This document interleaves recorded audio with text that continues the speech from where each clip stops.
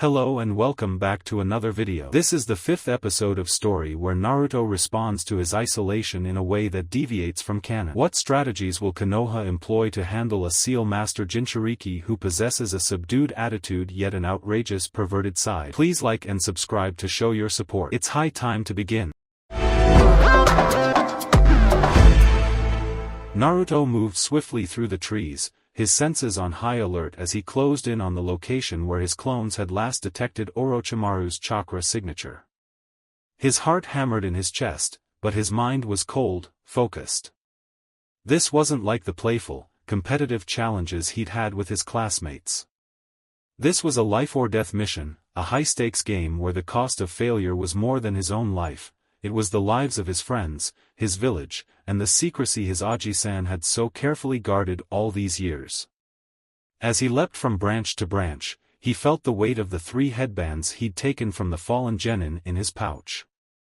The nameless team he'd encountered had been from a small, obscure village, one of the many who had entered the exams to prove their worth. Naruto hadn't wanted to kill them, but they'd come at him with clear intent, eyes alight with the promise of wealth and status. They saw him as a target, a boy worth 10 million ryo, a prize they could cash in to elevate their village's reputation. They hadn't known the truth of who they were up against, hadn't even realized the battle was over before it began. For the first time in his life, Naruto had become what others whispered he was, a weapon, a tool crafted for silent, efficient elimination. And he hated it. The forest of death seemed darker, more oppressive, as he finally arrived near the place where Orochimaru was holding Anko. His tracker seals had picked up 2 additional chakra signatures, powerful presences that moved like shadows through the forest.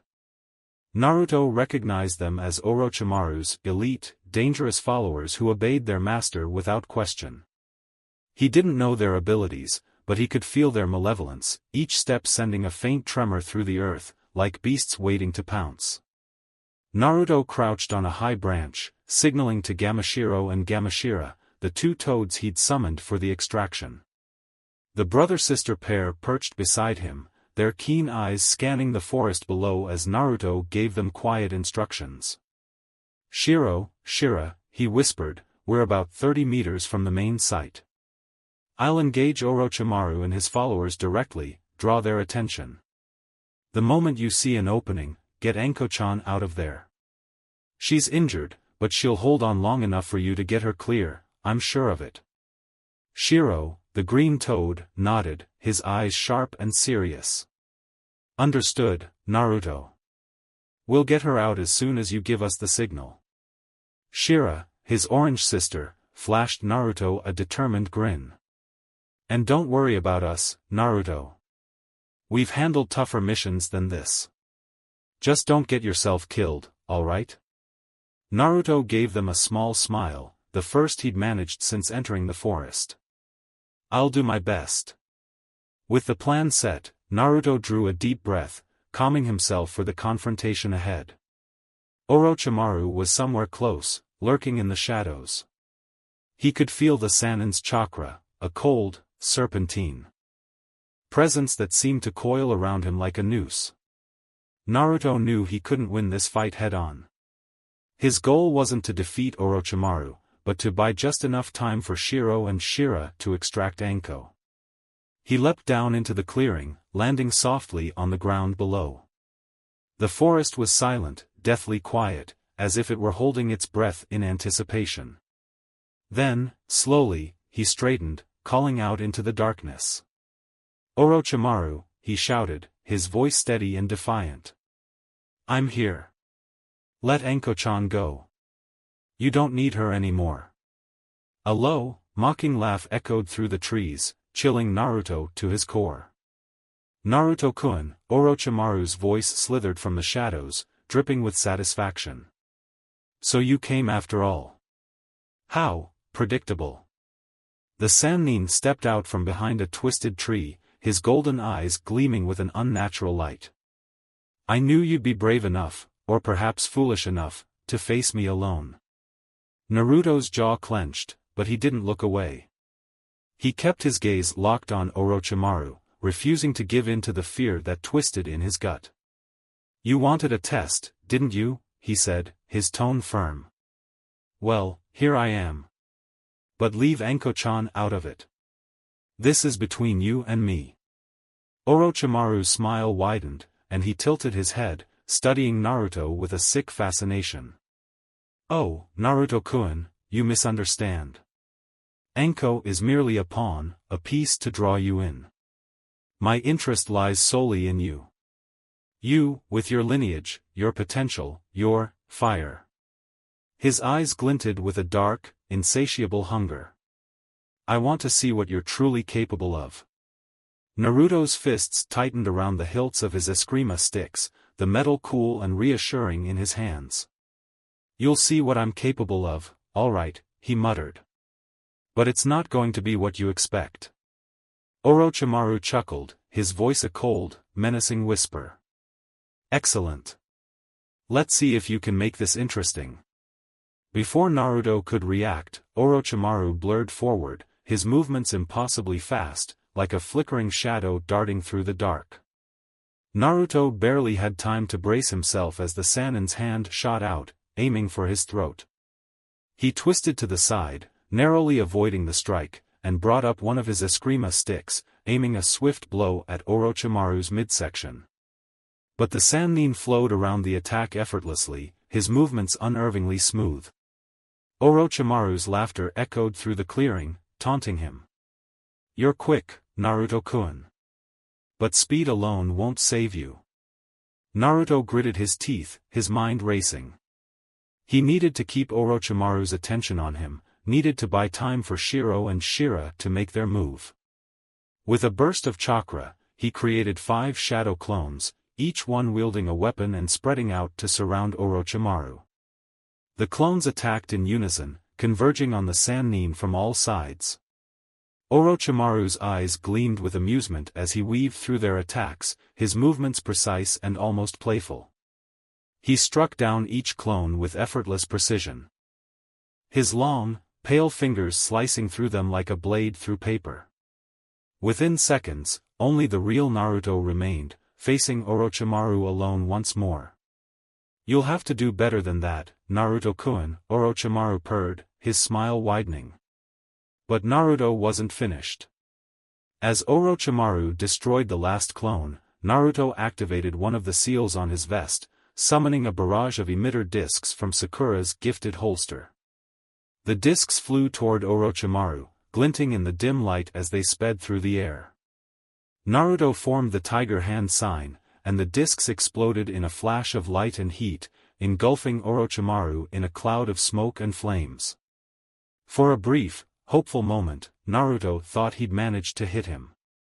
But as the smoke cleared, Orochimaru emerged, unscathed and smiling, his body shifting and reforming as if he were made of liquid. "Oh, Naruto-kun," Orochimaru murmured, his voice dripping with mock pity. "Did you really think such parlor tricks would harm me?" Naruto's heart pounded, but he forced himself to keep a steady gaze.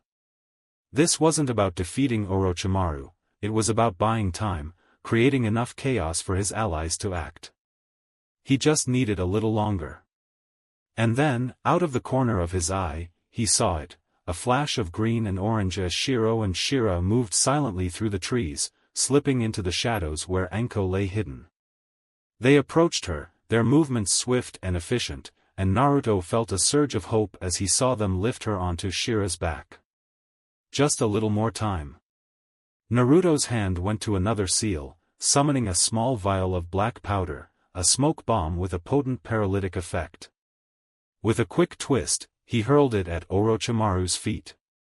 The vial shattered, releasing a thick cloud of dark smoke that spread through the clearing, choking and blinding. Orochimaru's eyes narrowed, and he took a slow step back, intrigued but unfazed. "Still resisting, are we?" he said, his voice muffled through the smoke.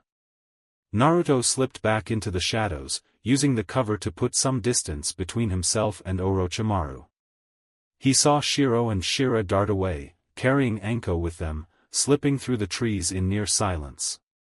They were fast, but Orochimaru would realize soon enough. Naruto had to keep the Sannin focused on him for as long as he could. He felt the bitter weight of that knowledge settle into his bones. This was a gamble, one that might cost him his life. But if it meant Anko could escape, if it meant his friends could survive and Konoha's secrets would stay hidden, then it was a gamble he was willing to take. He took a deep breath, steeling himself, and then called out into the darkness. "Is that the best you've got, Orochimaru?" he taunted, his voice echoing through the trees. "I thought you were supposed to be some legendary Sannin, but all I see is a coward hiding in the shadows." The bait worked. Orochimaru's laughter slithered through the forest, cold and delighted. "Very well. Naruto-kun," he replied, his voice filled with twisted amusement. "If you wish to see what I'm truly capable of, I'll indulge you." With a sudden surge of speed, Orochimaru shot forward, his body elongating, twisting like a serpent as he closed in on Naruto. But Naruto held his ground, his eyes blazing with defiance. This was it. The moment he'd prepared for.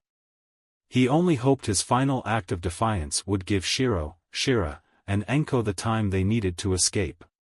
And as Orochimaru bore down on him, Naruto summoned every ounce of his courage, meeting the monster's gaze head-on, unyielding. Naruto didn't look back as his clone activated the incendiary tag, flames sparking to life and consuming Kabuto's remains. He didn't want to chance any resurrection or regeneration from Orochimaru's twisted second-in-command. Naruto had seen enough of Kabuto's unnatural healing abilities to know that leaving anything to chance with him was a mistake. Kabuto's smug, calculating face flashed briefly in his mind, but he pushed it aside. There was no room for reflection here. Only action. With fluid, practiced movements, Naruto leapt into the trees, his form a shadow slipping silently through the dense foliage. He didn't allow himself the luxury of slowing down. Every second counted. He knew that Kabuto's death would not go unnoticed for long. Orochimaru would be alerted, and more reinforcements might be sent, especially if Orochimaru had other followers lurking nearby. But Naruto didn't care. All he could focus on was reaching Anko before it was too late. Meanwhile, back in Orochimaru's temporary hideout, the snake Sannin sat perched on a high branch, his golden eyes glinting with a disturbing combination of amusement and anticipation. The air was still, save for the occasional hiss of the massive snake that was coiled around Anko, keeping her bound and helpless. She was breathing shallowly, her body bruised and weakened from her earlier confrontation with Orochimaru, but her gaze remained defiant. Orochimaru tilted his head slightly, his eyes narrowing as he sensed something amiss. Kabuto and the others had been gone for too long. He'd expected Kabuto to have returned by now, bringing Naruto either as a prisoner or a broken corpse. But instead, the forest around him had fallen eerily quiet, an unnatural stillness that even he found unsettling. "Kukuku, it seems Naruto-kun has more spirit than I gave him credit for," Orochimaru murmured, his tone almost affectionate. "He's already proving to be quite the distraction." He looked down at Anko, whose mouth was twisted into a pained but determined smirk. "He'll be the end of you," Anko spat, her voice hoarse but filled with venom. "You think he's just a genin, but he's more than that. He'll make you pay for this." Orochimaru laughed softly, a sound as chilling as it was amused. "Oh, my dear Anko, you misunderstand. I don't want to crush him. No. I want to cultivate him."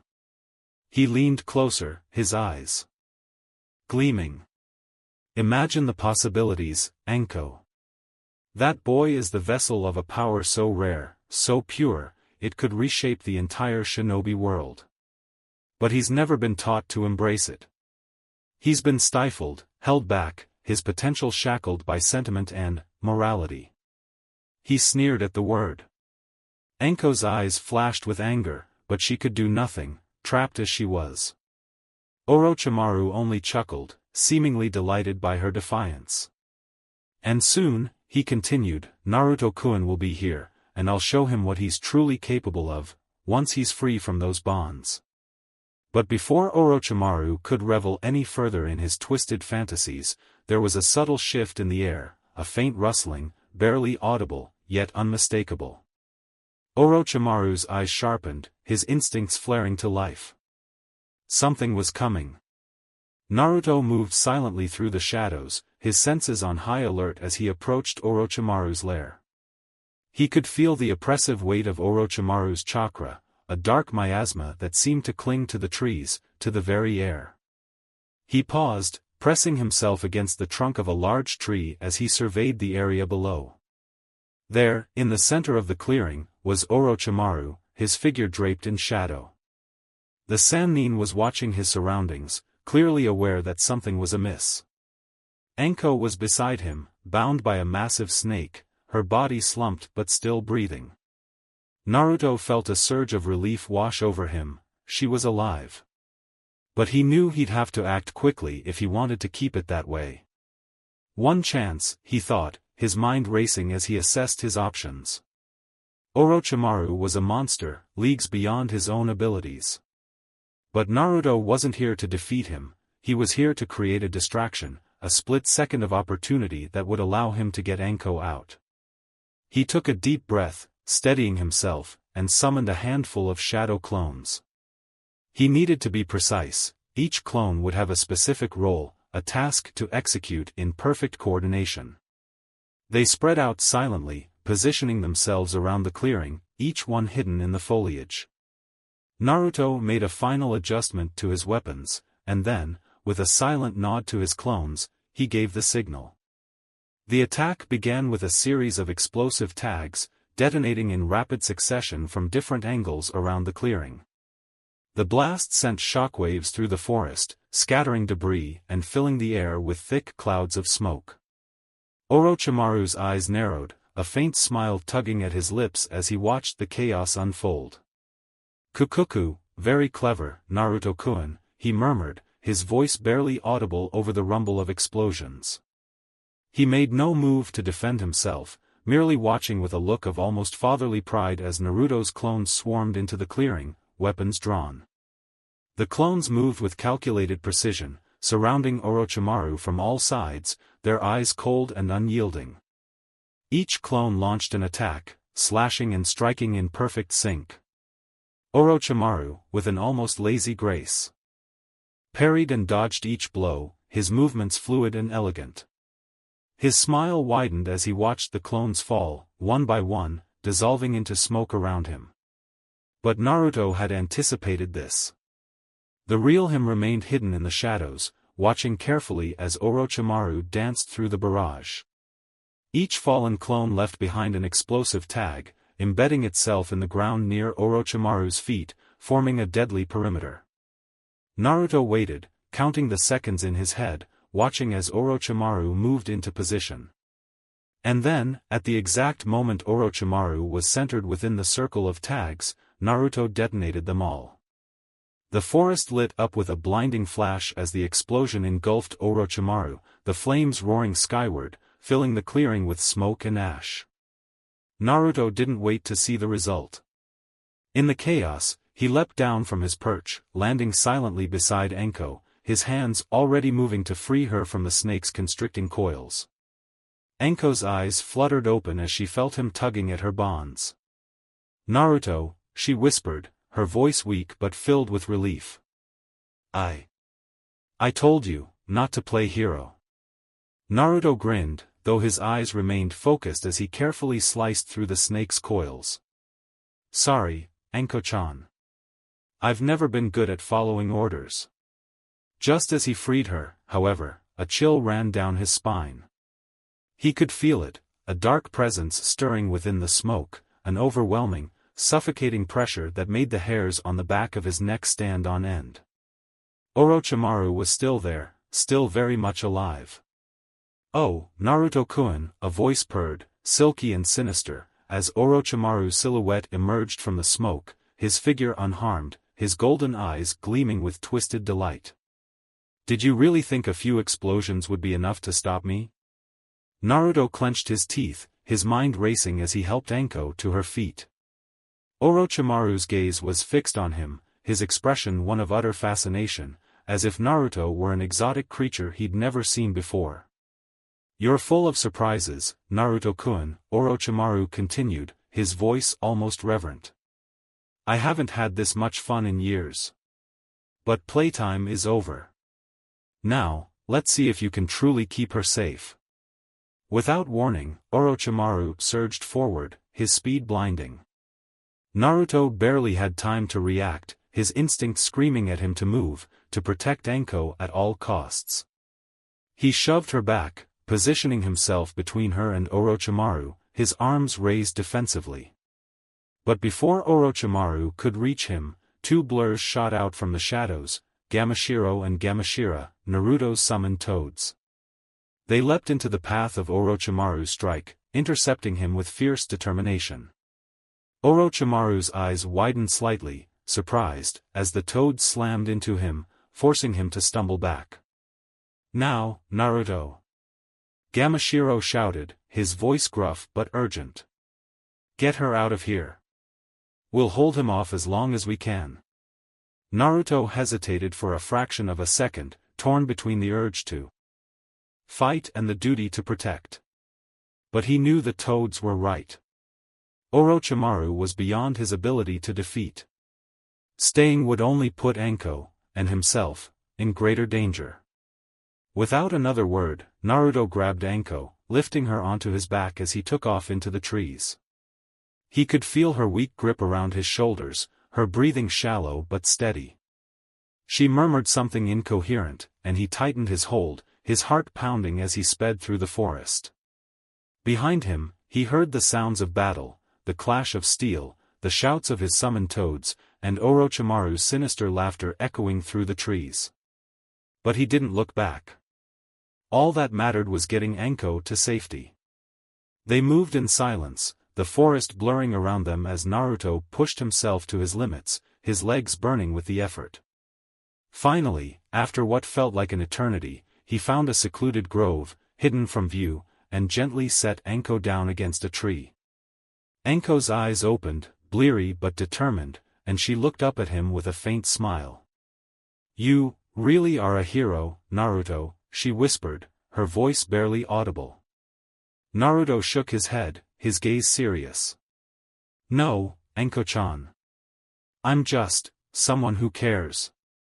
Before she could respond, he summoned another toad, this one a larger, sturdier toad named Gamakichi. "Take her to the tower," he ordered, his voice calm but urgent.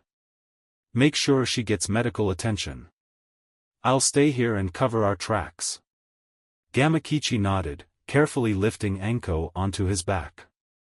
"Got it, Naruto." As they vanished into the forest, Naruto exhaled, finally allowing himself a brief moment of relief. But it was fleeting. He knew this wasn't over. Orochimaru was still out there, somewhere in the shadows, waiting, watching. Naruto steeled himself, his gaze hardening as he melted back into the trees. This fight was far from finished. Naruto took a deep breath, steadying himself as he prepared for what was likely to be the most dangerous fight of his life. He had already taken down Kabuto's team, but now he faced Orochimaru himself, along with several of his most dangerous subordinates. It was a nearly impossible situation, but he wasn't about to let that stop him. Anko was still alive, and he was going to get her out. No matter the cost. He signaled to his toads, Gamashiro and Gamashira, his voice low and steady. "Remember, the moment I've drawn enough attention, you move. Shiro, take down the archer, Shira, grab Anko and get her out of there. Don't look back. Once you've got her, head straight for the tower." "Understood, Naruto," Gamashira replied, her voice filled with a mix of determination and worry. "But don't do anything too reckless." Naruto forced a small smile. "Reckless is my specialty." With that, he shifted into the shadows, carefully approaching the clearing where Orochimaru and his followers waited. He could see them now through the dense foliage, Orochimaru lounging on a high branch with that unnerving, self-satisfied smile on His face, his golden eyes gleaming in anticipation. Below him, Anko was bound, bruised and battered but still breathing. Around her stood Orochimaru's remaining followers, each one armed and ready. 7 targets, he reminded himself, cataloging each threat in his mind. Kidamaru, the multi-armed archer, perched atop his giant spider summon, watching the area with a practiced vigilance. Taiyuya, the red-haired kunoichi with the flute, stood off to the side, her eyes narrowed as she scanned the trees, likely aware that something was coming. Dosu, the sound manipulator, was closest to Anko, his bandaged face turned in her direction. The others, Jirobo, Sakan, Yukon, and the monstrous Yugo, were scattered around, each one positioned to guard their master and his captive. Naruto's gaze lingered on Yugo for a moment, noting the chakra suppression tags binding him in place. He could sense the raw, untamed power seething beneath the boy's skin, barely held in check by the tags. A berserker, Naruto thought, feeling a shiver of unease. If Yugo broke free, he'd be a wild card, dangerous to everyone around him, enemy or ally. Naruto quickly formed a strategy in his mind, knowing he'd have to act fast and decisively. He couldn't afford a prolonged engagement. He needed to create chaos, enough to draw Kidamaru's attention and give Gamashira the opening she needed to extract Anko. He created 3 shadow clones, each one taking up a different position around the clearing. They would act as decoys, drawing attention and dividing the enemy's focus. With a quick hand seal, he activated a chakra suppression seal on himself, dampening his presence as much as possible. The trick would only work for a moment, but it might buy him the element of surprise. Here goes nothing. He gave a silent signal, and the 3 clones launched their assault. The first clone darted into the clearing from the left, hurling a series of kunai toward Kidamaru's spider summon. The spider reared back, screeching in surprise, and Kidamaru snarled, focusing his attention on the clone. "Found you, you little pest." Kidamaru hissed, launching a volley of golden web projectiles at the clone. At the same time, the second clone burst from the opposite side, racing straight toward Taiyuya, who scowled and lifted her flute, ready to unleash her sound-based jutsu. The third clone, meanwhile, positioned itself near Dosu and threw an explosive tag into the center of the group, the blast scattering Orochimaru's followers and sending them momentarily off balance. Orochimaru's laughter echoed through the chaos. "Kukuku, impressive, Naruto-kun. You're quite resourceful, aren't you?" Naruto ignored him, focusing on the task at hand. He activated his chakra scalpels and dashed forward, aiming for Kidamaru, who was still distracted by the clones. With a burst of speed, he closed the distance, slashing at the multi-armed shinobi spider summon. The creature shrieked in pain as Naruto's chakra infused. Blades sliced through one of its legs, forcing it to rear back. Kidamaru, enraged, swung around, his eyes blazing with fury. "You brat!" Kidamaru snarled, drawing his bow and notching an arrow, his fingers trembling with anger. That was the moment Gamashiro had been waiting for. With a powerful leap, the green toad launched himself from his hiding spot, landing on Kidamaru's spider summon and pinning the creature down. Kidamaru's attention snapped to the new threat, his focus split between Naruto and the massive toad now attacking his summon. "Get off me, you ugly toad!" Kidamaru shouted, struggling to free himself as Gamashiro wrestled with the spider. Meanwhile, Gamashira saw her opening. She sprang forward, her orange body a blur as she darted toward Anko, who lay bound and barely conscious. Dosu, noticing the movement, turned and raised his arm to intercept, but Naruto's second clone tackled him from the side, sending both of them tumbling to the ground. "Got you!" Gamashira muttered, grabbing Anko with surprising gentleness for a toad of her size. She lifted the injured kunoichi onto her back and, without hesitation, leapt into the trees, darting away as fast as her legs would carry her. Naruto caught a glimpse of Gamashira's retreating form, Anko slumped safely on her back, and felt a surge of relief. They're clear. But his relief was short-lived. Orochimaru's amused chuckle cut through the chaos, drawing his attention back to the clearing. Well played, Naruto-kun, Orochimaru drawled, his golden eyes glinting with dark amusement. But did you really think I'd let you take her so easily? He raised his hand, making a quick hand sign. Instantly, Yugo's eyes snapped open, and the chakra suppression tags binding him began to crackle and sizzle. The seals weakened, then shattered entirely, and Yugo let out a low, guttural growl as his aura flared to life, wild and uncontrollable. "Yugo," Orochimaru said softly, his tone almost gentle. "Would you be so kind as to entertain our guest?" Yugo's gaze fixed on Naruto, his eyes filled with a savage, animalistic rage. His body began to shift, his muscles bulging, his skin darkening as he entered his berserk state. With a roar, he lunged forward, his speed and power magnified by his unleashed rage. Naruto's eyes widened. Damn it! He barely had time to brace himself as Yugo crashed into him, the force of the impact sending him flying back. He hit a tree hard, pain lancing through his ribs as he struggled to regain his footing. Yugo was on him again in an instant, his massive fist swinging toward Naruto's head with enough force to crack bone. Naruto rolled to the side, narrowly avoiding the blow. He could feel the sheer power radiating off Yugo. It was like standing in the path of a raging hurricane. He couldn't go toe-to-toe with this monster. He needed a way to outmaneuver him, to exploit his lack of control. Naruto darted back, putting distance between himself and Yugo as he frantically considered his options. Think.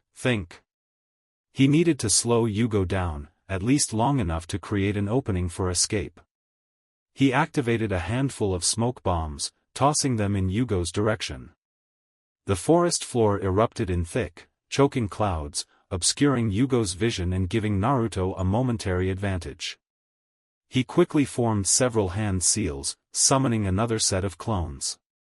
They surrounded Yugo, attacking from multiple directions to keep him off balance.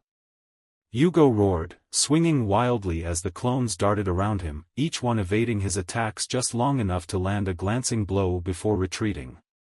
The tactic worked, if only temporarily. Yugo's movements grew more erratic, his roars more frenzied as he struggled to hit his elusive targets. But Naruto knew it wouldn't last. Already, Yugo was adapting, his swings becoming more precise, more calculated. Naruto's clones wouldn't hold him for long. In a desperate bid, Naruto pulled out one of his emitter discs, set to paralysis. With a swift, practiced motion, he threw it directly at Yugo, who was too enraged to notice until it was too late. The disc embedded itself in Yugo's arm, and Naruto activated it with the rat hand sign. The disc glowed, releasing a burst of paralyzing energy that surged through Yugo's muscles, momentarily locking him in place. Yugo struggled, his body trembling as he fought against the paralysis, but it gave Naruto the precious seconds he needed. He didn't waste them. Channeling chakra to his legs, he leapt into the trees, putting as much distance as he could between himself and the clearing. He knew he couldn't stay here. Orochimaru and his remaining followers would be hot on his trail. But for now, he'd bought time. Anko was safe, on her way to the tower with Gamashira, and Gamashiro was still holding Kadamaru and his spider summon at bay. Naruto's mission wasn't over, but for the first time, he felt a glimmer of hope. As he raced through the trees, the sounds of Orochimaru's twisted laughter echoed behind him, a chilling reminder that the snake Sannin wasn't done with him yet. But Naruto kept moving, his eyes focused on the path ahead. "I've come this far," he told himself, his resolve hardening. "I won't stop now."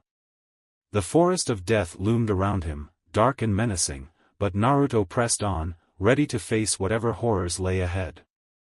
Orochimaru's golden eyes gleamed with amusement as he watched the chaos unfold, his sharp senses taking in every detail. His team of misfit ninja were floundering against Naruto's calculated ferocity, unable to anticipate his movements, his tactics. This boy is truly something special, he thought, a twisted sense of pride bubbling up in his chest. But his attention wasn't just on the battlefield in front of him. No, his instincts were still prickling, warning him of a larger scheme at play.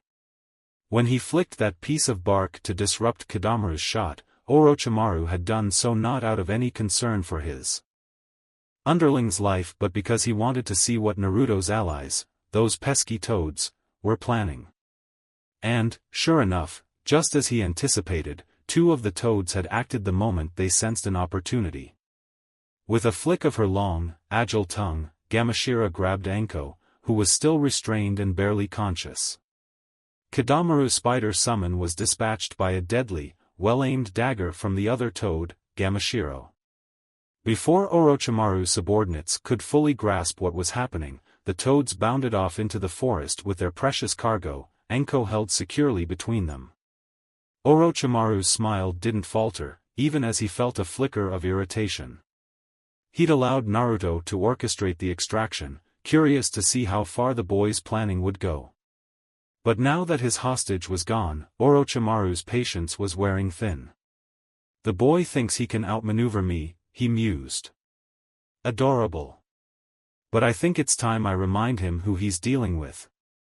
Naruto-kun, he murmured softly, his voice barely a whisper yet laced with chilling malice. You've done well. But let's see how long you can survive when I get serious. Naruto, still recovering from his skirmish with Dosu and Suigetsu, heard the heavy, purposeful footsteps of Jirobo and Sakan approaching from either side. He forced himself up from the ground, muscles tense, his eyes flicking between the two attackers. Dosu lay paralyzed a few feet away, the effects of the kiss of the dragon Senbon beginning to take hold, blood starting to seep from his eyes and nose. Zaku had been pushed back but was recovering, and Suigetsu had reformed from his liquid state, his gaze now wary after his close call with the Rasengan. Naruto's mind raced as he analyzed his remaining opponents. 4 left. No, 5, he corrected himself, noting that Orochimaru was still perched on his branch, observing the battle like an amused spectator. Naruto was running low on chakra, his reserve stretched thin from the intense skirmish and the clones he'd deployed earlier. But he could feel something else lurking in the pit of his stomach, a latent, simmering power that he'd always kept tightly locked away. The chakra of the Kyuubi. He knew he could call on it if he absolutely needed to, but doing so would be a gamble. He wasn't sure he could control it, and if he lost control here, he could endanger the entire forest, his allies, and potentially himself. Instead, he took a deep breath, centering himself. There's always a way, he reminded himself. Just keep moving, keep them off balance. Jirobo, the largest of Orochimaru's followers, lumbered forward with a cruel smirk, his hands raised in a stance that showcased his immense physical strength. You're nothing but a scrawny brat, he sneered. I'll crush you like a twig. Naruto didn't wait for Jirobo to finish his taunt. He moved in a blur, racing toward the giant and ducking low, aiming a sharp kick at Jirobo's knee. Jirobo staggered, his balance momentarily disrupted. And Naruto used the opportunity to pivot around him, driving a kunai into the back of his calf. Gah! Jirobo roared, swinging an arm backward to swat Naruto away, but the blonde genin had already darted out of range, slipping around to his other side. But he wasn't alone. As soon as he'd escaped Jirobo's reach, Sakan and Yukon were upon him, their twin voices taunting him as they coordinated their strikes. Naruto barely managed to dodge their synchronized punches, weaving between their attacks with desperate agility. You think you're clever, don't you, brat? Sakan sneered, throwing a kick that Naruto narrowly avoided. But Orochimaru-sama's chosen us because we're the best. We're stronger, faster, and you're all alone. Naruto gritted his teeth, not rising to the bait. He could feel his stamina draining, his breaths coming faster and harder with each movement. If I don't finish this quickly, I'm going to get overwhelmed. Zaku and Suigetsu were circling, watching for an opening to strike, while Kin was hanging back, ready to launch more projectiles. They were moving in coordinated waves now, hemming him in, trying to cut off his escape routes. They were learning, adapting to his tactics, and he knew he was running out of time. With a quick glance, he assessed his surroundings, his mind working overtime. He needed a distraction, something that would give him a moment's reprieve. And then he saw it, a cluster of branches overhead, thick with dry leaves, dead from the lack of sunlight filtering through the dense canopy. Forming a quick hand seal, he summoned another shadow clone, positioning it directly in front of him as a decoy. The clone launched itself at Jirobo with a loud, defiant shout, drawing the attention of Orochimaru's followers. In the brief moment their focus shifted, Naruto formed the necessary hand seals and shot a burst of wind chakra upward, directing it into the dry branches. The gust stirred the dead leaves, sending them cascading down like a cloud of confetti, obscuring his position and filling the air with a haze of debris. He used the cover to slip around behind Suigetsu, who was momentarily blinded by the leaves. With a swift motion, Naruto planted a paralysis emitter disc on the back of Suigetsu's shoulder, activating it with a quick pulse of chakra. Suigetsu's movements slowed, his body stiffening as the emitter took effect, his water transformation jutsu disrupted by the immobilizing energy. Naruto didn't waste time, immediately moving to the next target. Kin, who had been preparing to throw more Senbon, was caught off guard as Naruto closed in on her. She managed to launch a single Senbon in his direction, but he deflected it with his kunai and delivered a swift strike to her wrist, disarming her. In one fluid motion, he followed up with a palm strike to her chest, knocking her back and sending her sprawling to the ground. But before he could catch his breath, a crushing weight slammed into him from the side. Jirobo's massive arm had connected, sending Naruto tumbling through the air and crashing into a tree with bone-rattling force. Enough of this. Jirobo growled, his eyes blazing with fury. I'm done playing with you, brat. Naruto groaned, struggling to his feet as pain flared through his body. He tasted blood in his mouth, his vision swimming as he forced himself to stand. I can't keep this up, he thought, feeling the edges of exhaustion clawing at him. But he couldn't stop now. Not with Orochimaru watching. Not with Anko and the others depending on him. Just then, he felt a surge of chakra well up from within him, hot, powerful, and wild. The Kyuubi's chakra, responding to his desperation, slipping through the cracks of his control. No, he thought, gritting his teeth. Not yet. I can't lose myself here. But he couldn't deny the power it offered. Just a small amount, he reasoned. Enough to level the playing field. Focusing, he drew on a thin sliver of the Kyuubi's chakra, allowing it to flood his system, feeling the immediate boost in strength and speed. Jirobo's smirk faltered as he felt the change in Naruto's chakra, a subtle but dangerous shift that made the hairs on the back of his neck stand up. Naruto's eyes glinted with a faint, red hue as he straightened, his exhaustion momentarily forgotten. With a burst of speed, he darted forward, closing the gap between himself and Jirobo in an instant. Before the larger man could react, Naruto delivered a rapid series of strikes to his pressure points, moving with a precision and ferocity that left Jirobo reeling. But the Kyuubi's chakra was volatile, and Naruto could feel it clawing at the edges of his control, urging him to unleash more, to let go and tear his enemies apart. He forced it back, reining in the chakra with sheer willpower, refusing to let it consume him. Jirobo staggered, clutching his side as he glared at Naruto with newfound wariness. But Naruto didn't give him a chance to recover. In a final, decisive move, he summoned a Rasengan, its swirling energy crackling with power. He drove it forward, aiming straight for Jirobo's chest. The impact sent Jirobo flying back, crashing through several trees before he hit the ground, unconscious and unmoving. Naruto's vision swam as the remnants of the Kyuubi's chakra faded, leaving him feeling lightheaded and exhausted. Every muscle in his body screamed in protest, and his breaths came in shallow, ragged gasps. He looked around the battlefield, forcing himself to stay focused despite the overwhelming urge to collapse. Jirobo lay motionless amidst the broken trees, his massive form crumpled and defeated. Suigetsu was still frozen in place by the paralysis emitter disc, his body locked in mid-motion. Kin was sprawled on the ground, clutching her chest where Naruto had struck her, her face twisted in pain. Dosu, paralyzed by the kiss of the dragon, Senbon, was convulsing, blood now pooling from his eyes and ears as his life drained away. But there were still threats to deal with. Zaku and Sakan were closing in, their faces grim and determined. Despite seeing Naruto take down their allies, they didn't hesitate, loyalty, or perhaps fear, to Orochimaru spurring them on. And above them all, Orochimaru continued to watch from his perch, his expression one of twisted delight, as though every move Naruto made only served to entertain him further. Naruto's eyes flicked to Zaku, who raised his arms, aiming his airwave emitters straight at him. The boy's lips curled in a sneer as he unleashed his decapitating airwaves, a blast of compressed air slicing toward Naruto with deadly precision.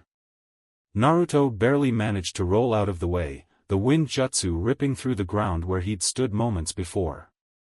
He scrambled to his feet, cursing his own exhaustion. He needed to end this, quickly, before he ran out of strength altogether. Sakan darted in, moving to flank him, his fists glowing faintly with chakra as he aimed a punch at Naruto's ribs. Naruto twisted, raising his arm to block, but the impact still rattled him, a shock of pain shooting through his side. He countered with a swift knee to Sakan's gut, driving the wind out of his opponent, but Sakan's twin brother, Yukon, emerged from his body like a phantom, lashing out with a punch of his own. Naruto barely dodged the blow, stumbling back as both Sakan and Yukon regrouped, their movements eerily synchronized. They're like one mind in two bodies, he realized, frustration building as he struggled to keep up with their combined assault. Zaku aimed another blast of air at him, and this time, Naruto didn't have the luxury of dodging. He crossed his arms in front of his face, bracing himself as the airwave struck, the force sending him skidding backward, his feet digging into the dirt. I can't keep this up, he thought, his mind racing as he searched for a way to escape. His vision blurred for a moment, his knees threatening to buckle. I need something, anything, to turn the tide. And then, from the corner of his eye, he caught sight of movement in the shadows. At first, he thought it was another enemy, another threat. But then he recognized the figures, Shikamaru, Choji, and Ino, watching from the edge of the clearing, hidden among the trees. Team 10, he realized, a surge of hope flooding through him. They must have followed him, seen the battle unfolding, and now they were waiting for the right moment to strike. He caught Shikamaru's eye and gave the faintest of nods. Shikamaru responded with a nod of his own, understanding passing between them without a word. Hey! Naruto shouted, drawing the attention of Zaku, Sakan, and Yukon.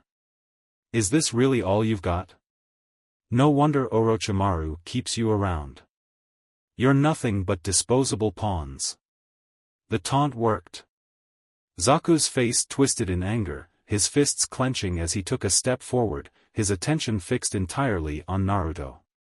Sakan and Yukon's expressions darkened, their bodies tense with anticipation as they prepared to close in. It was the opening Shikamaru needed.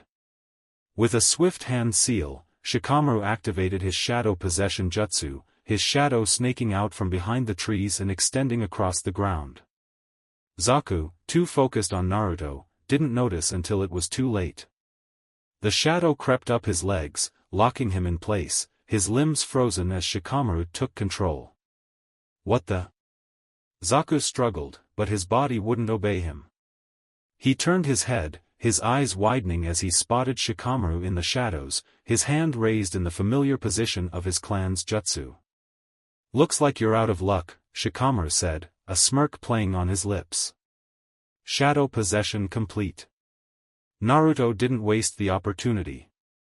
He darted forward, taking advantage of Zaku's immobilized state, and delivered a powerful kick to his gut, sending him sprawling. Zaku's head hit the ground hard, his airwave emitters slipping from his arms as he lay stunned and disoriented. Sakon and Yukon's eyes widened as they realized the tables had turned. Before they could react, Choji barreled into the clearing, his body expanded in his signature human boulder technique. He rolled straight toward them, forcing them to leap out of the way to avoid being flattened. Ino seized the moment, launching a handful of kunai at Sakon and Yukon, forcing them to retreat even further. She moved to Naruto's side, her gaze fierce as she assessed his condition. "You look like crap, Naruto," she said, a hint of worry in her voice despite the casual tone. Naruto managed a faint grin. "You don't look so great yourself, Ino-chan." Ino rolled her eyes, but relief flickered in her expression. "We've got your back. Just hang in there." Shikamaru stepped forward, his eyes sharp as he looked around the clearing, taking in the remaining enemies. "Looks like we've evened the odds a bit. But we need to wrap this up quickly. Orochimaru's still watching, and I don't think he's going to stay a spectator for much longer." Naruto nodded, steeling himself. "Right. Let's finish this." Sakon and Yukon regrouped, their expressions darkening as they realized they were now outnumbered. But instead of retreating, they sneered, a vicious glint in their eyes. "You think a couple of rookies are enough to stop us?" Sakon taunted, his voice dripping with disdain. "We're Orochimaru-sama's chosen. You're nothing compared to us." Naruto exchanged a quick glance with Shikamaru, a silent understanding passing between them. They didn't need to waste time on more taunts or threats. They would let their actions speak for them. Choji charged forward, his expanded form barreling toward Sakon and Yukon again, forcing them to split up to avoid his attack. Ino followed, flanking Yukon and throwing a volley of kunai to keep him on the defensive. Meanwhile, Shikamaru extended his shadow toward Sakon, forcing him to dodge as he attempted to avoid being ensnared. Naruto took advantage of the distraction, moving in with a kunai in hand, aiming for Sakon's unprotected side. Sakon barely managed to block the strike, his face twisted in frustration as he was forced onto the defensive. Yukon, separated from his brother, snarled as Ino and Choji closed in, his movements growing more desperate as he struggled to keep up with their coordinated assault. Finally, with one well-timed throw, Shikamaru's shadow caught Sakon by the ankle, immobilizing him for just a moment. It was all Naruto needed. He lunged forward, his kunai slashing through Sakon's arm, drawing a cry of pain from the rogue ninja. Yukon, seeing his brother wounded, tried to break away from Choji and Ino to come to his aid. But Choji, with a burst of chakra, expanded his arm and brought his fist down on Yukon's back, slamming him into the ground. As Yukon struggled to rise, Ino stepped forward, her hands forming the familiar seal of her mind-body switch jutsu. "Let's see how you like it when you're the one out of control," she muttered, sending her consciousness forward. Yukon's body froze as Ino took control, his limbs going slack as she wrested his movements from him. With Yukon subdued, she forced him to lie still, incapacitated. Naruto and Shikamaru closed in on Sakon, who glared at them with a mixture of anger and fear, his confidence shattered. He tried to break free, but Shikamaru's shadow held him fast, preventing any escape. Naruto's voice was cold as he looked down at him. "It's over."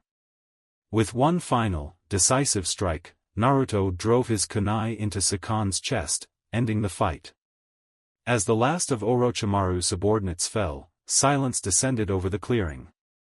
Team 10 gathered around Naruto, each of them breathing heavily, their faces etched with exhaustion and relief. But their respite was short-lived. A slow, mocking clap echoed through the trees, and they looked up to see Orochimaru still perched on his branch, his smile wider than ever. "Bravo," he said, his tone dripping with dark amusement. "You've surpassed my expectations, Naruto-kun. And it seems you've made some friends as well. How delightful." Naruto's heart sank as he realized the true scope of what they were up against. He had hoped that defeating Orochimaru's followers would be enough, that the Sannin would retreat now that his forces were decimated. But Orochimaru wasn't retreating. If anything, he looked more interested than ever. "Shikamaru," Naruto murmured, his voice low and urgent. "Get Ino and Choji out of here. This isn't a fight we can win." Shikamaru's face tightened, but he nodded, understanding the gravity of the situation. "We're not leaving you alone, Naruto." Naruto shook his head. "I'll buy you time. Go. Now." Orochimaru's laughter echoed through the forest, chilling them to the bone. "Leaving so soon? But we're just getting started." Naruto swallowed, steeling himself as he prepared to face the monster before him. This is it, he thought, every nerve in his body thrumming with tension. If this is where it ends, I'll make sure he never forgets the name Uzumaki. With a final nod to his friends, Naruto stepped forward, facing Orochimaru with a resolve that belied the fear gnawing at him. "Come on, Orochimaru," he said, his voice steady. "Let's finish this." The devastation of the forest around them spoke to the sheer scale of the battle that had just taken place. Trees lay splintered, the earth itself was scorched, and the acrid scent of burning wood hung heavy in the air. Hiruzen Sarutobi moved with all the speed his aged body could muster, his heart pounding not from exertion but from a deep, gnawing worry for his grandson. He had sensed the destructive chakra signature earlier, a raw, furious energy that could only belong to Naruto wielding the explosive techniques he'd learned in his training. The blast had been powerful enough to shake even the Hokage's nerves, and the fact that Naruto had survived such a battle against Orochimaru was both a relief and a cause for concern. As he and Nico followed Tiger's lead, Hiruzen forced himself to remain calm. This was no time for emotions to cloud his judgment. He was the Hokage, after all, and Konoha needed him level-headed. But beneath his steely exterior, a grandfather's love and worry simmered, threatening to break through. They reached a clearing, and there he was, Naruto, slumped against a tree, looking utterly exhausted but alive. His flak vest was in tatters, his face smeared with blood and grime, and his eyes half-closed in exhaustion. Next to him, Anko lay unconscious but breathing, with Gamashira and Gamashiro, the two-toed summons, watching over them protectively. "Naruto-kun," Hiruzen's voice was a low murmur, relief flooding him as he finally saw the boy with his own eyes. Naruto opened his eyes slightly, registering the Hokage's presence. A faint smile tugged at his lips, though it was clear he was barely holding onto consciousness. "Aji-san. Took you long enough," he muttered, his voice weak but laced with a hint of his usual cheek. Hiruzen knelt beside his godson, gently placing a hand on the boy's shoulder. "You did well, Naruto. More than well. I'm proud of you." His voice softened, and for a moment, the weight of his role as Hokage fell away, leaving only the warmth of a concerned grandfather. Naruto's eyes fluttered shut again, his breathing shallow but steady. "Orochimaru," he whispered, as if warning his godfather of the danger. "He's been dealt with for now," Hiruzen assured him, though the bitterness in his tone showed that this was far from the end. "Thanks to you, Naruto-kun." Nico approached, holding the Kusanagi sword. "He left this behind," she said, presenting it to Hiruzen. "A spoil of battle, Hokage-sama." Hiruzen took the legendary blade, glancing down at Naruto, pride and sadness mingling in his gaze. So much like Minato, he thought, and yet, so very different. "Nico," he said, his voice firm but kind, "Naruto is going into protective custody. I am assigning you as his guard. Keep him safe, train him if he is well enough, and make sure he has time to heal." The purple-haired Anbu nodded, her mask hiding any reaction, but her voice held a note of respect. "Understood, Hokage-sama. I'll keep him safe." "Good," Hiruzen replied, his gaze lingering on Naruto's battered form. He wished he could give the boy more safety, more peace, more of the childhood he deserved. But the life of a shinobi, especially for someone like Naruto, was never so simple. There was always a price to pay, and he could only hope Naruto would forgive him for that one day. "Nico," Hiruzen continued, his tone somber, "when he wakes, tell him that he has made his village proud today." Nico inclined her head, her hand resting on the hilt of the Kusanagi as she stood by Naruto's side, her silent promise clear in her stance. With one last look at his godson, Hiruzen straightened, the mask of the Hokage slipping back into place. There was still much to be done, interrogating Orochimaru, dealing with the fallout from the invasion attempt, and, of course, ensuring that Naruto's heritage remained a closely guarded secret. He turned to Tiger, who was waiting respectfully nearby. "See to Anko. Make sure she receives the best medical care." "Yes, Hokage-sama," Tiger responded, moving quickly to assist Anko. Hiruzen allowed himself one last glance at Naruto, committing the image of the boy's brave, resilient form to memory. "Rest well, Naruto," he murmured under his breath. "You've earned it." With that, he turned and walked away, his heart heavy with the knowledge of the burdens that lay ahead for them all. Hours later, Naruto stirred, the soft glow of sunset filtering through the leaves above him. His body ached, every muscle screaming in protest as he tried to sit up, only to feel a gentle hand press him back down. "Easy there, kid," a familiar voice said. Nico stood over him, her mask tilted slightly as she looked down at him. "You're not in any shape to be moving around just yet." Naruto blinked, his mind still foggy. "Nico-san. What happened?"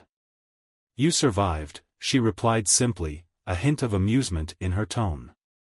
"And you managed to blow half the forest of death to pieces in the process. The Hokage is very impressed with you." Naruto managed a weak laugh, though it was quickly followed by a wince as pain flared in his side. I guess I went a bit overboard." Nico shook her head. "You did what you had to.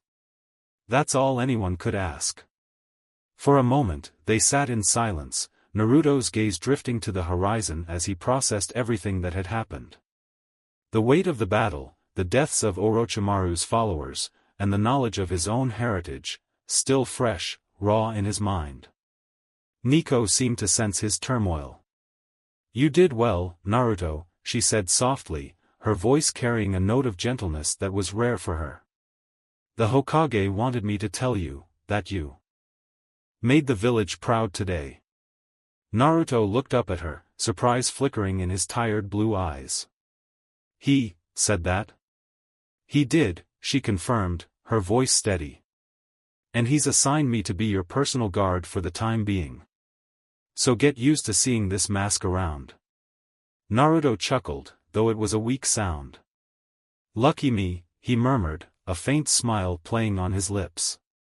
Nico's eyes softened, though the mask hid it. "Rest now, Naruto. You've done enough. More than enough."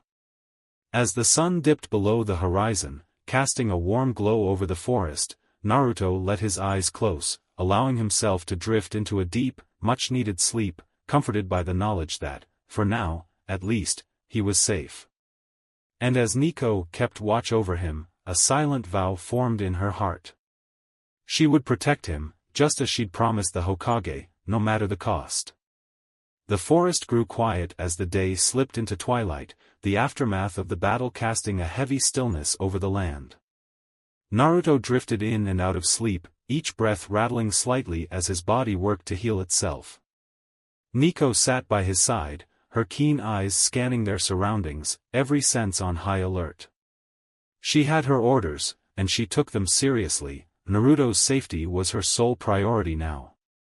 In the distance, a team of Konoha medical nin approached, their movements swift but cautious as they navigated the wreckage of the forest of death.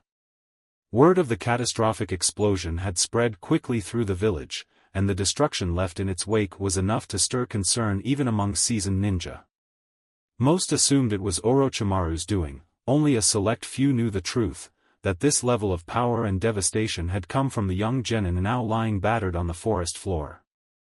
The medics reached Naruto and immediately set to work, their hands glowing with healing chakra as they assessed his injuries. Nico stepped back slightly to give them room, but she remained close, her gaze never straying far from her charge. As they worked, one of the medics, a woman with sharp green eyes and a kind expression, glanced up at Nico. "He's stable for now, but he's suffered extensive internal injuries," she said, her voice low and professional.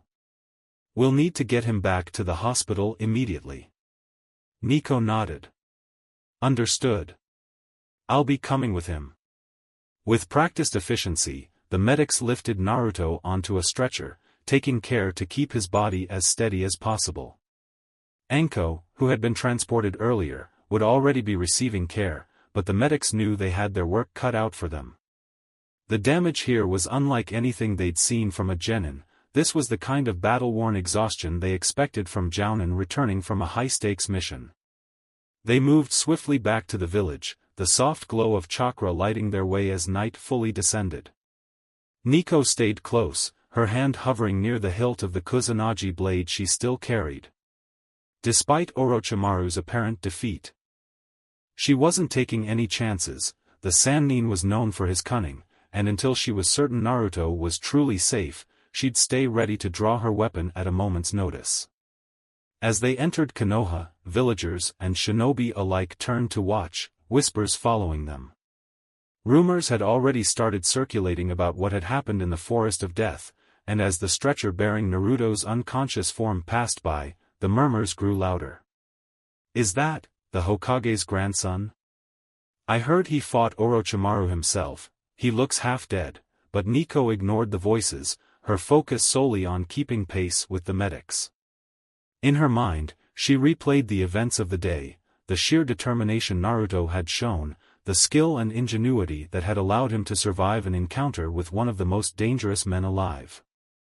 She'd known Naruto was special, but seeing it firsthand was something else entirely.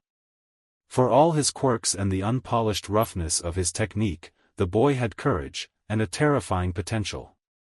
They reached the hospital, where the staff had already been alerted to expect them. Naruto was whisked away to a private room, the medics immediately starting a regimen of healing jutsu to stabilize his condition. Nico remained by his side, taking up a post by the door, her eyes fixed on the steady rise and fall of his chest. Hours passed as the medics worked, and it was well past midnight when the door to Naruto's room finally opened to admit Hiruzen Sarutobi.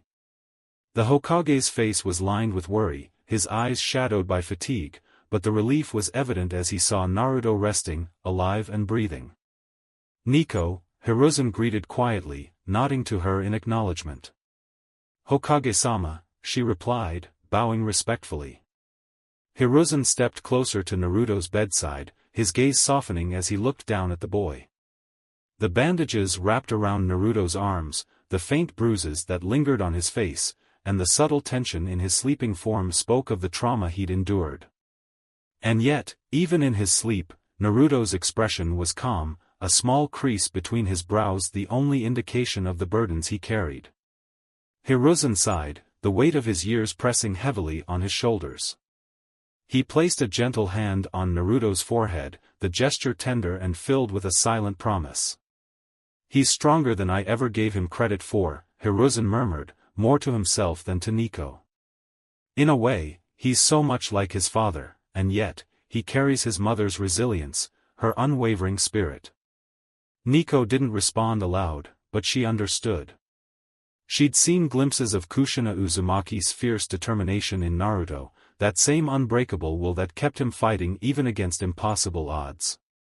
And now, as she watched the Hokage beside his grandson, she could sense the pride and pain that filled the old man's heart. "Hokage-sama, what will happen now?" she asked softly, her voice barely above a whisper. Hiruzen straightened, his gaze hardening slightly. "For now, Naruto will stay here to recover. But we'll need to address the matter of his heritage soon." With Orochimaru's appearance, it's only a matter of time before the truth becomes public. We'll need to take steps to protect him, and to prepare him.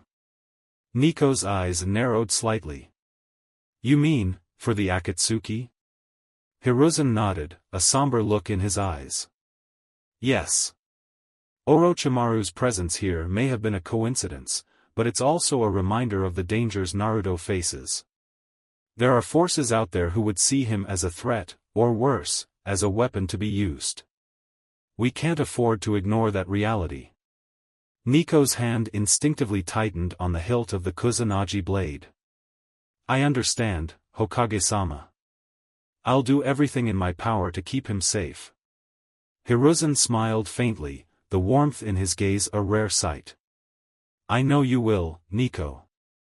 That's why I entrusted this task to you. They stood in silence for a moment, watching over Naruto as he rested, each lost in their own thoughts. The weight of the future loomed over them, filled with uncertainties and threats they couldn't fully anticipate. But in that quiet hospital room, a resolve took root in both of them. Naruto had survived this trial, but there would be more to come. And when they came, they would be ready, Naruto would be ready. With the right guidance, the right training, and the unwavering support of those who believed in him, he would face whatever dangers lay ahead. And maybe, just maybe, he would fulfill the legacy of his parents, becoming a beacon of hope and strength for the village they had loved so dearly. As Hiruzen turned to leave, he cast one last look at Naruto, his heart heavy but determined. Rest well, Naruto-kun, he murmured. There is a long road ahead, but I have no doubt you will walk it with courage and honor. With that, he slipped quietly from the room, leaving Nico to her silent vigil beside the boy who carried the weight of Konoha's future on his young shoulders. In the stillness of the night, Naruto's breathing grew steady, his body finally relaxing as he drifted deeper into sleep. And though he was unaware of the challenges that awaited him, his dreams were filled with visions of his loved ones, his friends, his godfather, and the family he never knew. In those dreams, he found comfort, strength, and the will to keep fighting, even as a new dawn began to break over Konoha.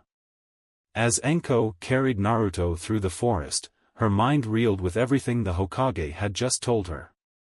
Orochimaru, captured? By Naruto? The thought was both astonishing and unsettling. She'd faced her former sensei enough times to know that even seasoned jounin would be hard-pressed to defeat him, let alone a genin, a 12-year-old kid who should have been worried about passing the exams, not facing a sannin in mortal combat.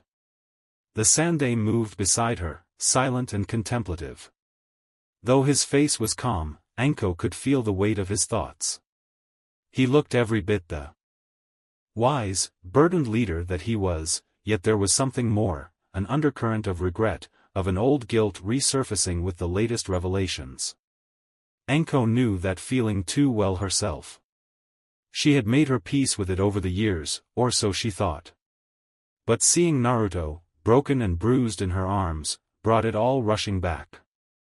He's done more today than most shinobi do in a lifetime, Hiruzen murmured, almost to himself.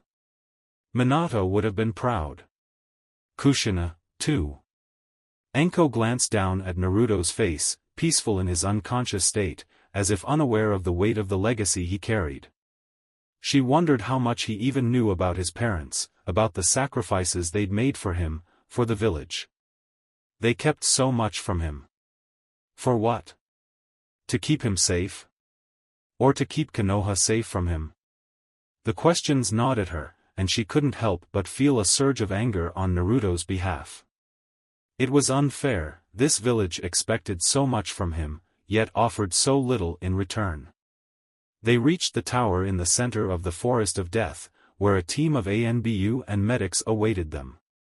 Enko gently laid Naruto down on a stretcher, her hands lingering for a moment as she adjusted the blanket over him. The medics began their work immediately, chakra glowing around their hands as they checked his vitals and stabilized him for transport to the hospital. As the medics bustled around him, Naruto's eyelids fluttered, and he stirred, a low groan escaping his lips. Enko's heart leapt, and she bent down, her voice gentle. Hey, Gaki. Still with us? Naruto's eyes cracked open, squinting as they tried to focus on her face. His voice was faint, but she caught his words. Did we win? Anko couldn't help the wry smile that crept onto her face. Yeah, kid. We won. You took down Orochimaru. Rest now, you've done more than enough. Naruto's gaze drifted, his eyes finding the Hokage standing nearby. A weak smile tugged at his lips as he met his godfather's eyes. Aji-san, was it enough? Hiruzen knelt down, placing a comforting hand on Naruto's shoulder. More than enough, Naruto-kun. You've made your village proud. I am proud of you. Now rest. You've earned it. With that reassurance, Naruto's eyes finally closed, his body surrendering to the exhaustion that had been creeping over him. Anko felt a pang in her chest as she watched him slip back into unconsciousness. This kid, this reckless, brave, foolish kid, had gone to such lengths to protect the village, to save her, all while carrying a burden he shouldn't have had to bear alone. Orochimaru, she thought bitterly, rage simmering under the surface. Her former sensei had manipulated and hurt her, and now he had set his sights on Naruto, trying to drag him into the same darkness. The thought made her stomach turn. She'd made a vow to protect Naruto, and she intended to keep it. As the medics carried Naruto away, Hiruzen placed a hand on Anko's shoulder, his expression a mixture of pride and sorrow. Come. Anko-chan. We have much to discuss. And I believe you have a role to play in Naruto's recovery. Anko looked at the Hokage, a mixture of emotions swirling within her. What do you mean? Hiruzen's eyes softened, and he glanced in the direction the medics had taken Naruto. Naruto's world has just expanded in ways he could never have anticipated. He'll need guidance, support from people he can trust. People who understand the darkness he's seen today. And if you're willing, I think you could help him. Anko's throat tightened. She hadn't been expecting this, hadn't been expecting to be given the chance to be anything other than a scarred survivor of Orochimaru's manipulation. But now, the Hokage was offering her the opportunity to be something more. To guide, to protect, to ensure that Naruto didn't walk the same twisted path she had. She took a deep breath, nodding slowly. If it means keeping him safe, and making sure he doesn't end up like me, then yes. I'll do whatever it takes. The Hokage smiled, a warmth in his eyes that she rarely saw. Good. Naruto will need people like you in the days to come. Together, they left the tower, the weight of new responsibilities settling on both of them. Anko's mind was already racing, planning how she would approach Naruto, how she could be there for him in a way that no one had been for her. She would show him that he didn't have to walk this path alone. That he could trust people, that he had a family, even if it wasn't the kind of family he might have expected. The next few days were a blur for Naruto. He drifted in and out of consciousness, the steady hands of the medical nin tending to his injuries and easing him into a fitful rest. At times, he was vaguely aware of visitors, familiar faces hovering at the edge of his awareness. Sakura, her brow furrowed with worry, Sasuke, looking distant but present, even Kakashi-sensei, who simply sat by his bedside, his visible eye betraying a mixture of pride and concern. But it was Anko who spent the most time with him, her presence constant and reassuring. She didn't hover or fuss over him, instead, she sat by his bed, her posture relaxed, as if she were simply keeping watch. Sometimes, she'd tell him stories, wild, outlandish tales of missions gone wrong or training sessions that had nearly ended in disaster. Other times, she'd just sit in silence, letting him rest, her steady presence a comforting anchor. One afternoon, as Naruto's eyes fluttered open, he found Anko seated beside him, reading a well-worn book. He shifted slightly, drawing her attention. "Hey, kid," she greeted, setting the book aside. "You look like hell warmed over." Naruto managed a weak grin. "Thanks, Anko-chan. You always know how to make a guy feel special. She chuckled, a genuine warmth in her gaze. Don't mention it. I'm just here to keep you company. You're lucky the Hokage didn't skin you alive for what you pulled in the forest of death. Naruto's smile faded slightly, his gaze turning distant. I just did what I had to. Orochimaru, he was going to hurt people. I couldn't let that happen. Enko's expression softened, and she leaned forward, resting her elbows on her knees. I know, Gaki. And you did more than anyone could have expected. But listen, next time, don't go running off on your own, alright? You don't have to carry this on your shoulders alone. Naruto looked at her, surprise flickering in his eyes. But I thought that's what being a ninja was. Protecting the people you care about, even if it means going it alone. Enko shook her head, her voice gentle but firm. Being a ninja means knowing when to rely on your comrades, Naruto. It means trusting the people who've got your back, even when it's hard. I know it's not easy to ask for help, but you're not alone. You've got people who care about you, who'll fight beside you.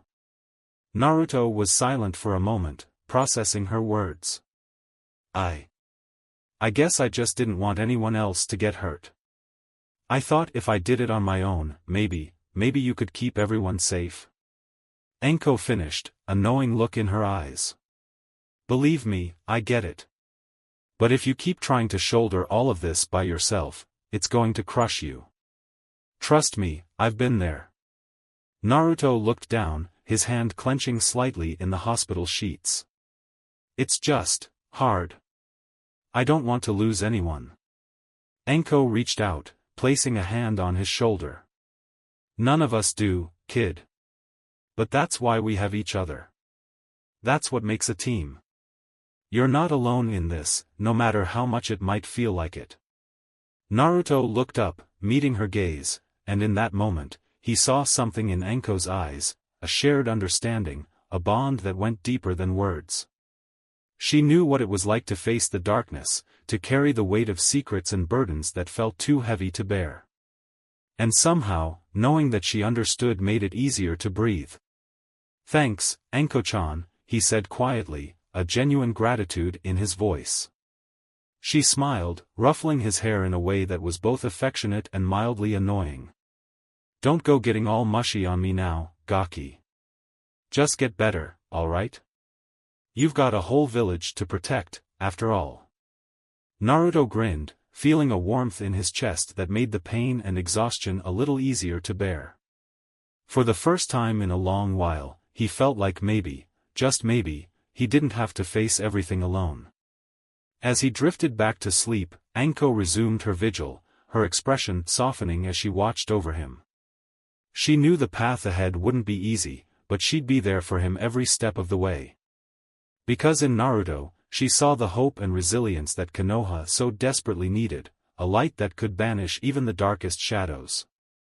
And she would make damn sure that nothing snuffed it out. As Danzo departed, Hiruzen took a deep breath, trying to center himself amidst the turmoil churning inside. His hands gripped the edge of his desk tightly, knuckles widening as he fought to suppress the anger and guilt boiling up within him. Orochimaru, he thought bitterly, the name alone a trigger for so much pain and regret. He had made so many mistakes with his former student, allowed so many things to slip past his judgment. And now Naruto, young, brave Naruto, had been dragged into Orochimaru's twisted games. And Suna. The betrayal of an ally, especially one with whom Konoha had such a complex and long-standing relationship, was not something he could forgive so easily. But Danzo was right in one respect, Hiruzen's fury was personal as much as it was political.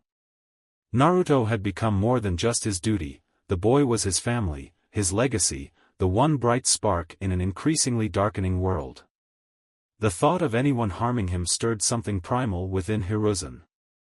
A soft knock on the door broke him from his thoughts, and he composed himself quickly, straightening his robes and taking a deep breath. "Come in," he called. The door opened to reveal Shikaku Nara, his ever-reliable intelligence chief, looking as sharp and somber as ever. The Nara clan head had been briefed on the situation, though not the full extent of Hiruzen's personal investment in it. "Hokage-sama," Shikaku said, bowing respectfully. "You called for me?" "Yes, Shikaku," Hiruzen replied, gesturing for the man to take a seat. "We have a complicated situation. I've just spoken with Baki of Suna. It seems Orochimaru and Suna have formed an alliance of sorts, likely planning an invasion during the Chunin exam finals." Shikaku's expression darkened, though he remained calm. "Do we know the extent of the alliance? Are we sure the Kazekage is involved directly, or could this be the work of a rogue faction within Suna?" Hiruzen shook his head. "It's unclear. But given what we know, it's difficult to believe Raza is unaware. The presence of Gaara, their Jinchuriki, suggests that Suna's leadership is at least complicit, if not actively orchestrating the invasion." Shikaku sighed, running a hand through his hair as he considered the implications. If Suna is truly involved, that complicates things. An alliance between Suna and Orochimaru, it's a dangerous combination. "What are our orders?" Hiruzen's gaze hardened. "I want you to start mobilizing our forces discreetly. Only the trusted few, ANBU, high-ranking jounin. I want our best ready to protect the village should it come to that. I won't have Konoha caught off guard." Shikaku nodded, his mind already running through potential strategies and troop deployments. "Understood, Hokage-sama. I'll see to it personally. But, what about Naruto?" The question hung heavy in the air, and Hiruzen's gaze softened, a flicker of worry crossing his face. "Naruto is recovering in the medical center. He suffered serious injuries but is expected to make a full recovery. I've placed Kakashi in charge of his security for the time being." Shikaku's brow furrowed. "He'll be a target, especially if Orochimaru's information about his heritage has spread. There are too many parties who would see him as a threat, or an opportunity." Hiruzen's voice was firm. "Naruto's safety is paramount. I won't allow him to be used or harmed any further. He has more than proven himself, but we must ensure he's protected. I will address the village soon, officially acknowledging his heritage. I want everyone to know that Naruto Uzumaki is the son of Minato Namikaze and Kushina Uzumaki, and that he is under my personal protection." Shikaku's eyes widened slightly, he knew how monumental this decision was. "Are you certain, Hokage-sama? That kind of revelation, it will shake the village." "Let it," Hiruzen replied, his tone unwavering. "Naruto has lived in the shadows of secrecy and isolation for too long. It's time he receives the respect he's owed, and the protection that comes with his lineage. If anyone has a problem with that, they'll answer to me." Shikaku nodded, a small smile tugging at the corners of his mouth. "Understood, Hokage-sama. I'll make the necessary preparations." Hiruzen's expression softened as he looked at Shikaku. "Thank you, Shikaku. You've always been one of my most trusted advisors. I know I can count on you to handle this with the discretion it requires." Shikaku bowed his head. "It's an honor, Hokage-sama." With that, Shikaku rose to leave, but Hiruzen stopped him with a final, quiet word. "And Shikaku, keep an eye on the young ones. They're stepping into a world of danger and politics they may not be fully prepared for. If we're not careful, they'll pay the price for our mistakes." Shikaku nodded solemnly, understanding the weight of the Hokage's words. "I will. Rest assured, Hokage-sama. I'll do everything in my power to protect them." As Shikaku departed, Hiruzen leaned back in his chair, the fatigue of the day finally settling on his shoulders. He thought of Naruto, lying in the hospital, so young and yet burdened with responsibilities that should never have been his to carry alone. He thought of Minato and Kushina, of their love and sacrifice, and of the future they'd entrusted to him, their son's future. I won't fail you, he promised them silently. Not this time. Meanwhile, in the dim, quiet room of the Konoha hospital, Naruto began to stir. The sterile smell, the dim lights, and the quiet hum of medical equipment surrounded him as he opened his eyes, blinking against the haze of pain and exhaustion that lingered. Finally awake, I see, came a familiar voice from the corner of the room. Naruto turned his head, seeing Kakashi leaning against the wall, his single visible eye crinkled in a smile. Kakashi-sensei, Naruto's voice was hoarse, and he winced as he tried to sit up, feeling the ache in his muscles and the bandages wrapped around his torso. Take it easy, Kakashi advised, crossing the room to gently push Naruto back against the pillow. You had quite the adventure, from what I hear. Naruto looked down, a mixture of pride and regret flashing across his face. I had to do it, sensei. Enko-chan, she was in trouble. And Orochimaru, he would have hurt her. And maybe more people too. Kakashi's gaze softened, his hand resting on Naruto's shoulder. I know, Naruto. And you did well. Better than anyone could have expected, in fact. The Hokage himself is proud of you. Naruto blinked, his eyes widening in surprise. Aji-san, is proud of me? Kakashi nodded, a hint of warmth in his voice. He is. We all are. What you did, it took courage, strength, and a sense of duty that goes beyond what most people have. You didn't just prove yourself as a shinobi today, Naruto. You've proven that you're someone Konoha can rely on. Naruto looked down, a faint blush on his cheeks. For so long, he'd been used to being the outsider, the one everyone looked down on. To hear those words, from his sensei, from the Hokage, it was more than he'd ever dreamed. But Naruto, Kakashi's voice took on a more serious tone. From now on, things are going to change. People know who you are now, about your heritage. And that will make you a target. Naruto looked up, confusion and a hint of fear flickering in his eyes. What do you mean? Kakashi sighed, placing a hand on Naruto's shoulder. You're the son of Minato Namikaze, the Yondaime Hokage, and Kushina Uzumaki, one of the strongest kunoichi of her time. That means you're not just any genin. You're a legacy. And there are people out there who will see that as a threat. Naruto swallowed, his mind reeling as he tried to process this information. He'd known he was different, that he carried a strange power within him, but to hear this, to know his parents had been such legendary figures. But, does that mean I have to leave Konoha? He asked, a hint of fear creeping into his voice. Kakashi shook his head, his voice firm. No, Naruto. Konoha is your home, and will protect you. I'll protect you. The Hokage will announce your heritage, and from now on, you'll have the respect and the security you deserve. Naruto took a deep breath, nodding slowly as he absorbed Kakashi's words. The weight of his parents' legacy was heavy, but there was also a sense of pride, a sense of belonging he hadn't felt before. He had a family, a lineage. He was someone. Kakashi's hand tightened on his shoulder. Rest now, Naruto. Things are going to change, but you won't face it alone. You've got me, you've got the Hokage, and you've got your friends. We'll get through this together. Naruto nodded, his eyes drooping as exhaustion began to take hold once more. For the first time in a long time, he felt a sense of peace as he drifted back to sleep, the knowledge that he had a family, both the one he'd come from and the one he'd found in Konoha, filling him with a quiet, unwavering strength. At the academy inside the classroom, Irika was wrapping up his final lecture for the day, explaining the requirements for the genin exams. Most of the students were paying attention, though some were jittery with nervous energy.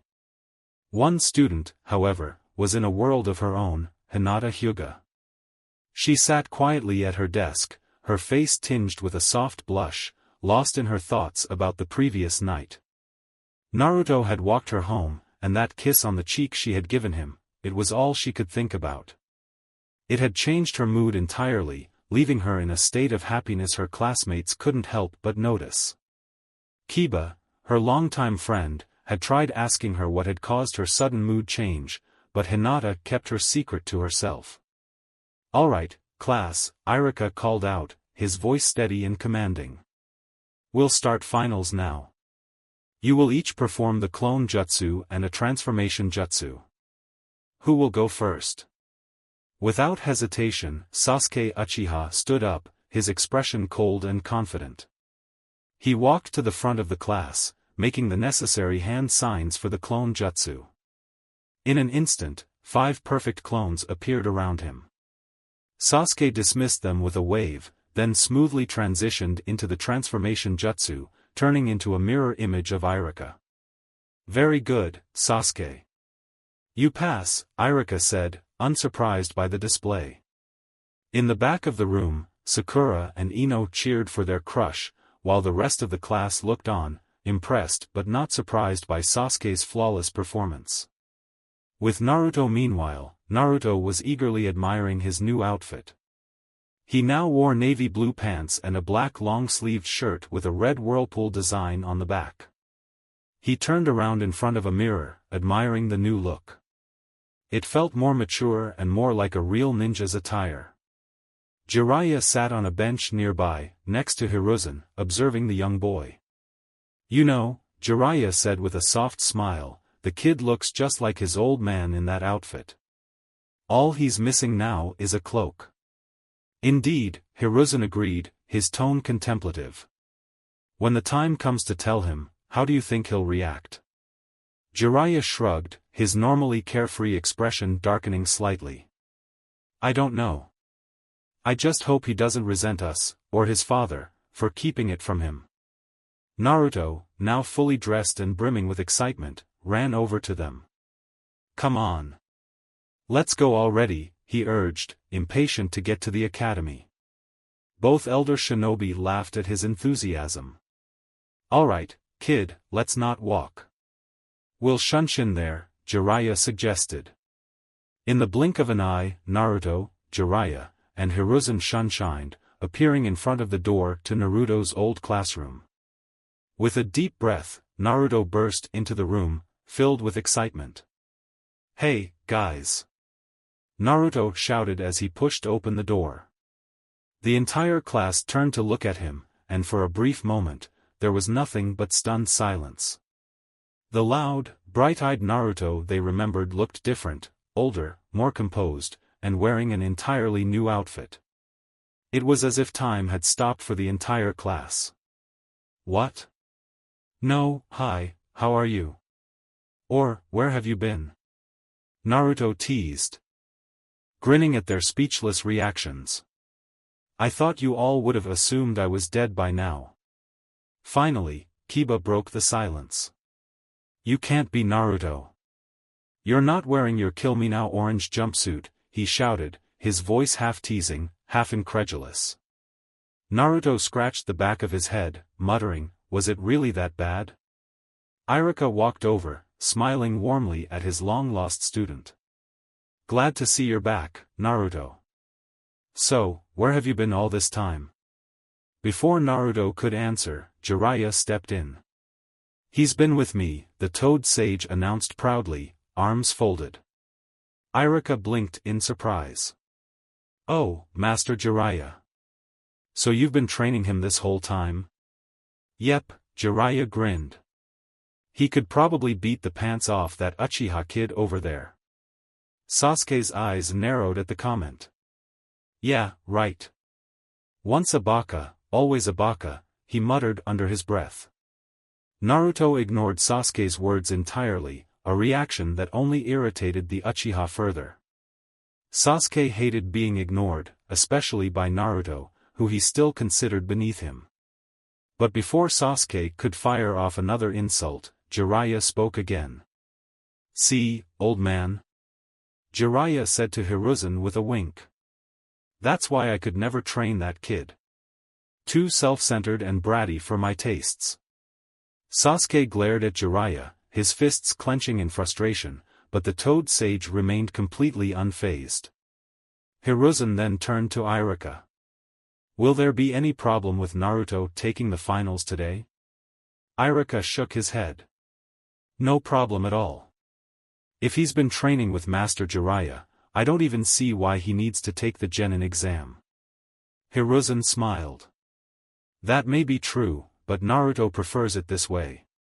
Naruto nodded eagerly. "Yeah, I want to do it like everyone else."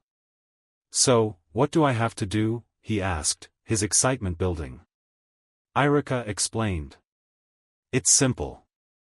Just show us how many clones you can make, and then perform a transformation jutsu." Naruto grinned. "Alright. Let's do this." He made a series of hand seals and called out, "Multi-Shadow Clone Jutsu." A massive cloud of smoke filled the room, and as it cleared, everyone in the class was left dumbfounded. The room was filled with Naruto clones, sitting in every empty seat, hanging from the ceiling, and standing against the walls. Iruka's eyes widened as he recognized the technique.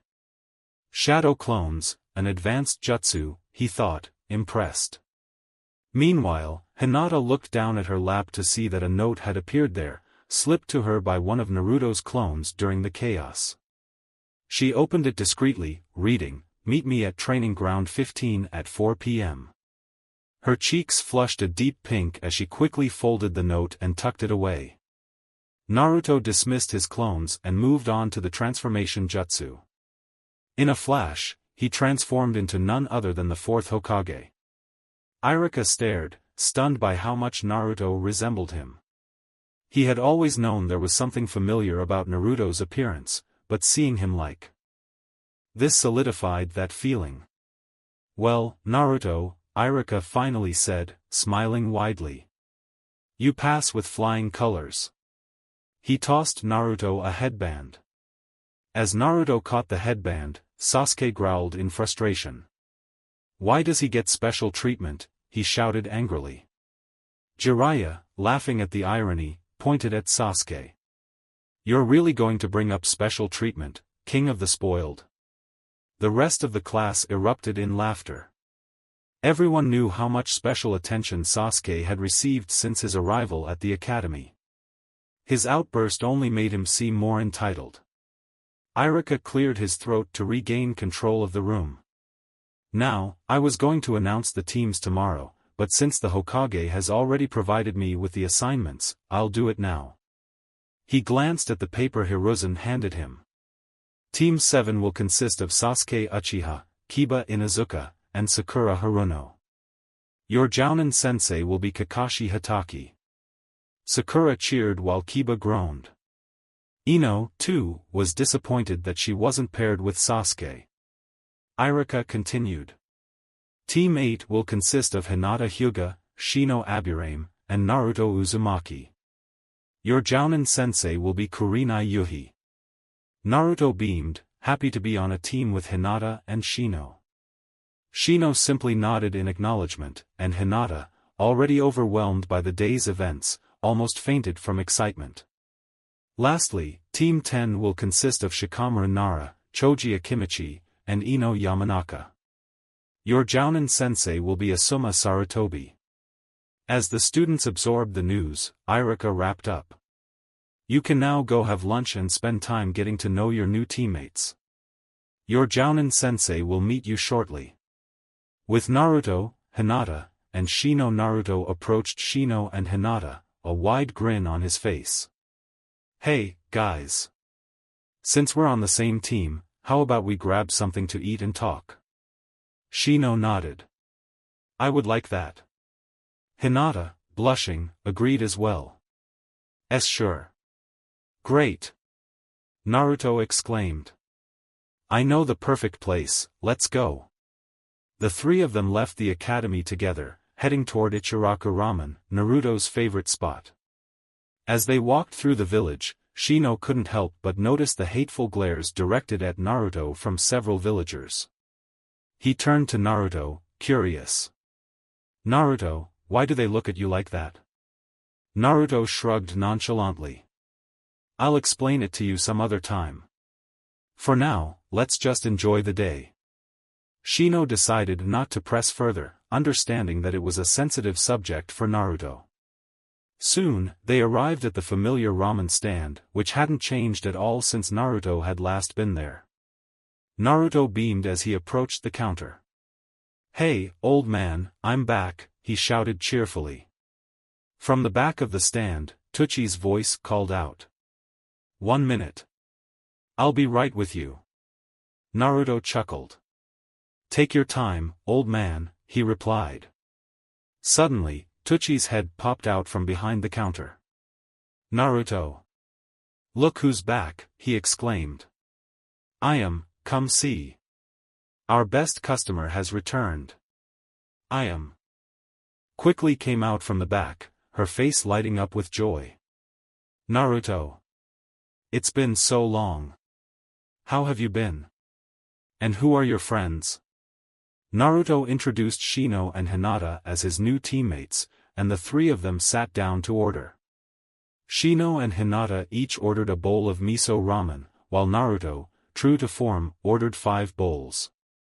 As they waited for their food, Ayam struck up a conversation with Shino. "So, Shino, you're part of the Aburame clan, right?" Shino nodded. "Yes, that's correct." Ayam smiled. "Your clan uses bugs, right? That must be fascinating." "It is," Shino replied. "We use our bodies as a living hive for our insects." Ayam's expression faltered slightly, clearly a little grossed out, but she quickly recovered. "That's really interesting." Naruto, on the other hand, looked fascinated. "That's so cool, Shino." Hinata, always the kind-hearted one, added, "I think it's amazing, too. But, doesn't it hurt?" Shino shook his head. "I'm not sure. I was put to sleep when the procedure was performed, so I don't remember feeling any pain." Just then, a man sat down on the stool next to Naruto. He glanced at the group, his expression souring. "Why is this thing here?" he said arrogantly, glaring at Naruto. Before Naruto could respond, a frying pan flew across the stand, hitting the man squarely in the face and knocking him to the floor. Tsuchi, holding a large knife, stepped out from the back with an ominous look in his eyes. "If you don't leave right now, you'll lose more than just your teeth," Tsuchi growled. The man scrambled to his feet, spitting out 2 teeth as he hurriedly fled the ramen stand. "Thanks, old man," Naruto said, his tone grateful. Tsuchi waved it off. "No problem, Naruto. Anyone who disrespects you isn't welcome here." Shino and Hinata exchanged confused glances. They still didn't fully understand why some people treated Naruto this way, but it was clear that there was more to his story than they knew. Soon after, Tsuchi returned with their orders. "Here you go. Enjoy." Naruto's eyes lit up as he took in the sight of the steaming bowls of ramen. "Yes. I haven't had this in so long." As they ate, Kurenai Yuhi, their Jounin sensei, entered the ramen stand. "So this is where you're all hiding," she said with a smile. "Kurenai sensei," Hinata said, standing up to greet her. Naruto, without missing a beat, slid a bowl of ramen in front of her. "You might as well eat with us, sensei," he said. Kurenai chuckled and took a seat beside them. "Thank you, Naruto. I think I will." As they ate, Kurenai made small talk with Naruto about his training with Jiraiya. Naruto, never one to hold back, told her all about Myobokuzen and the toads, much to the group's amusement. "Well, today there's no training," Kurenai said after finishing her meal. "But tomorrow, I'll be giving you a final test to see if you're ready to officially become a team." "Wait, we have to take another test?" Naruto asked. Surprised. Kurenai nodded. "The academy test made you a genin, but the Jounin test is to see if you're ready to become part of a team." Naruto groaned but ultimately nodded in understanding. "So, what's the test?" You'll find out tomorrow, Kurenai replied with a smirk. Meet me at Training Ground 5 at noon. After finishing their meal, the group got up and headed out to explore the village together. Naruto paid for everyone's meal and waved goodbye to Teuchi and Ayam, promising to return the next day. As they walked through the village, Kurenai observed her new team with a smile. They were an interesting bunch, and she had a feeling that, despite the challenges they might face, they would make a great team. Back at Ichiraku Ramen, Teuchi and Ayam watched Naruto and his team walk away. Naruto really hasn't changed, has he? Ayam mused, smiling fondly. Teuchi shook his head. No, that boy's grown up a lot since we last saw him. He tries not to show it, but he's matured. There's something different about him now. He smiled to himself as he continued washing the dishes, confident that Naruto would make something great of himself, just as he always believed. The names flashed on the screen above the arena floor, illuminated against the background of the stone walls. Gaara barely glanced up, his attention still half-focused on the book in his hands. The crowd murmured in anticipation, some excited, others horrified by the ease with which Gaara had dispatched his opponent just moments before. Around him, the tension was palpable. For those watching, Gaara's fight had lasted no more than a heartbeat, a mere flick of his finger, a whisper of sand, and the Kusa Genin's life had been snuffed out. To Gaara, it had been even less than that. Just another obstacle, another annoyance in his way. All of it so trivial. He felt nothing. In the stands, Rock Lee clenched his fists in frustration, his brow furrowed as he watched Gaara return to his siblings. That was so unyouthful, he muttered, unable to contain his disgust.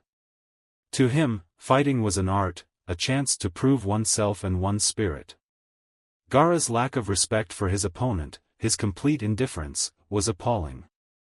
But Gaara didn't care. To him, youth and age were meaningless concepts, as fleeting as the lives he so easily ended.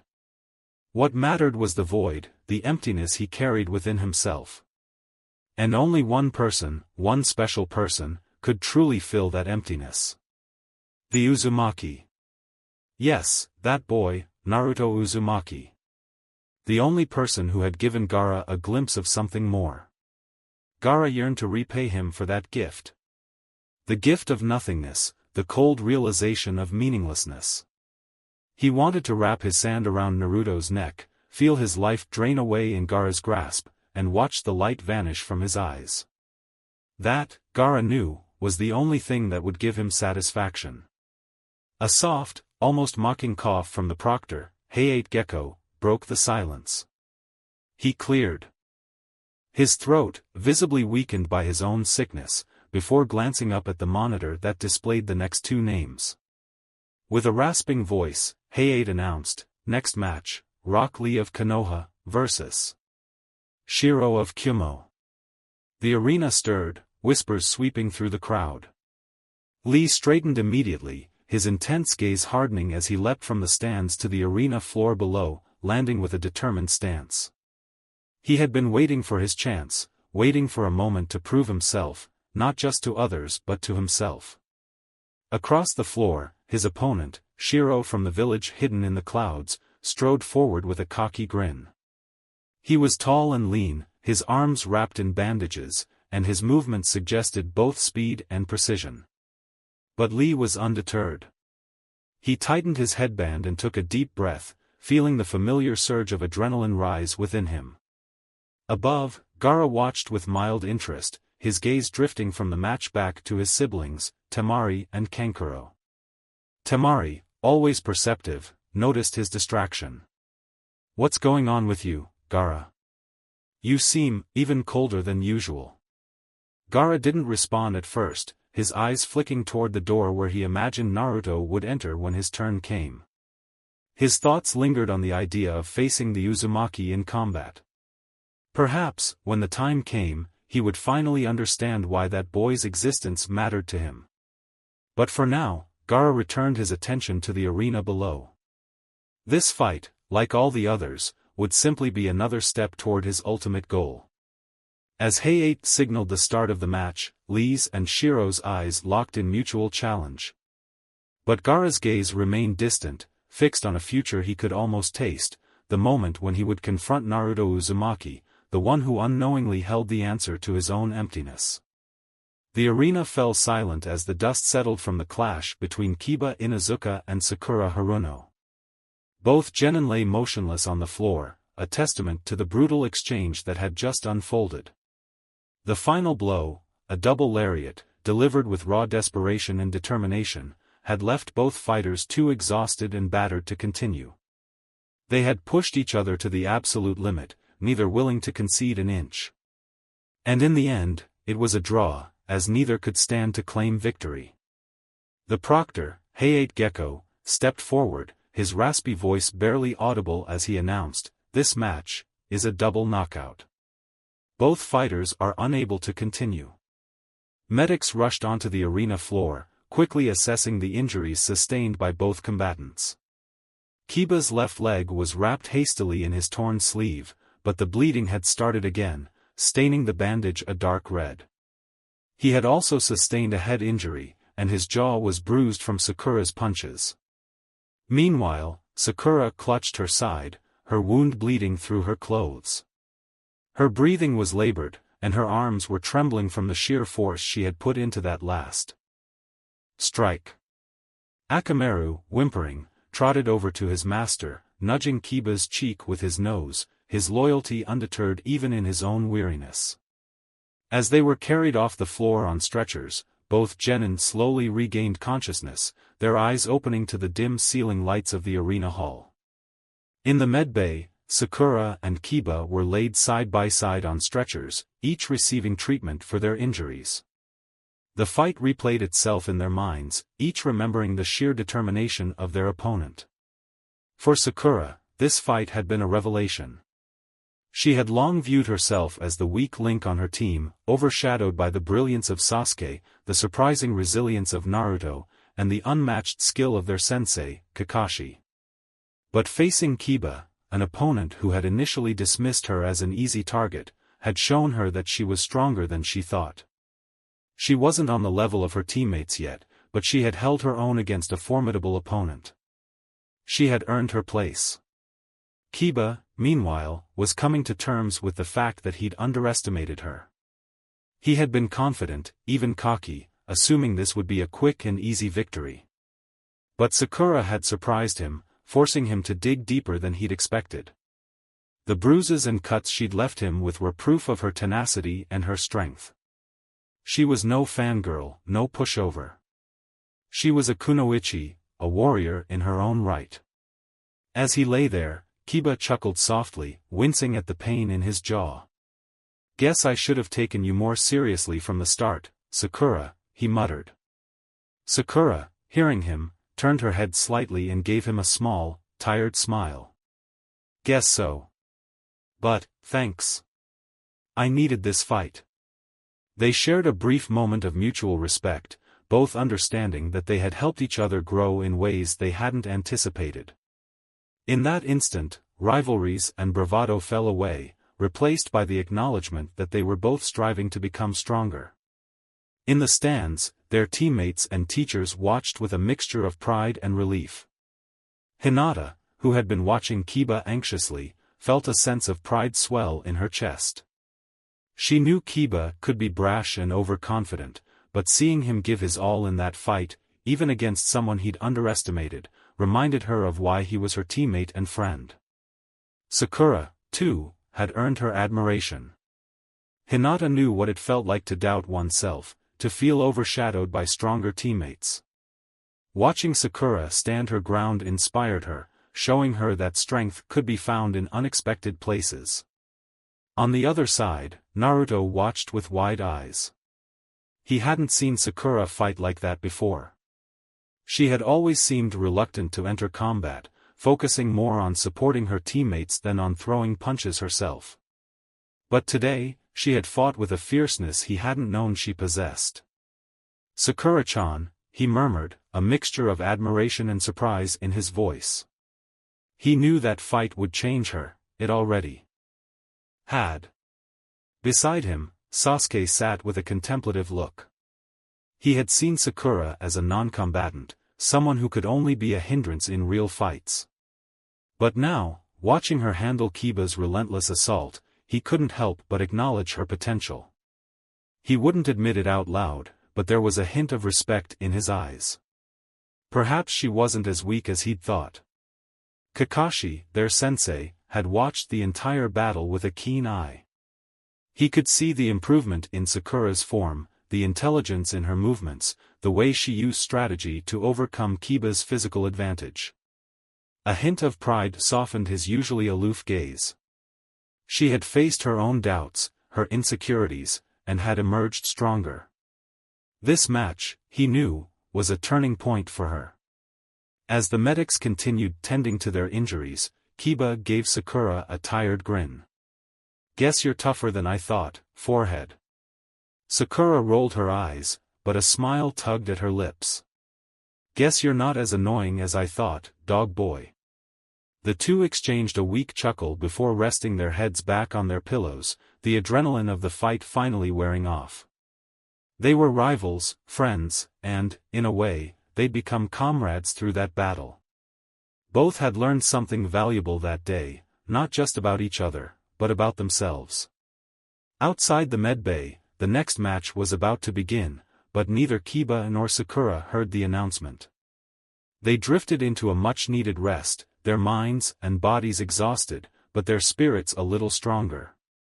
This was just the beginning for both of them. The exams were far from over, but they had already proven something to themselves and to everyone watching. And that was just as valuable as any victory. The tension in the air was palpable as Karen of Kusa made her way down to the arena floor, her steps shaky and uncertain. Her time in the forest of death had been a nightmare, to put it mildly. She was a sensor, a chakra tool her village used, not a true fighter.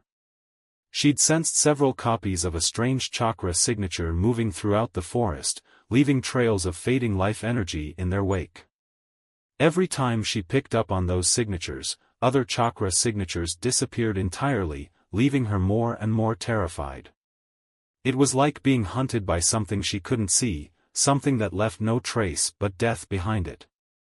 When 3 of those copies headed toward her team, Karen had been sure it was the end. She wasn't a medic, barely even a combatant. She was a sensor, someone meant to assist from the sidelines. Kusa would drain her until she had nothing left, just like they had with her mother. But her teammates hadn't listened to her warnings. They had run, right into the path of a massive bear.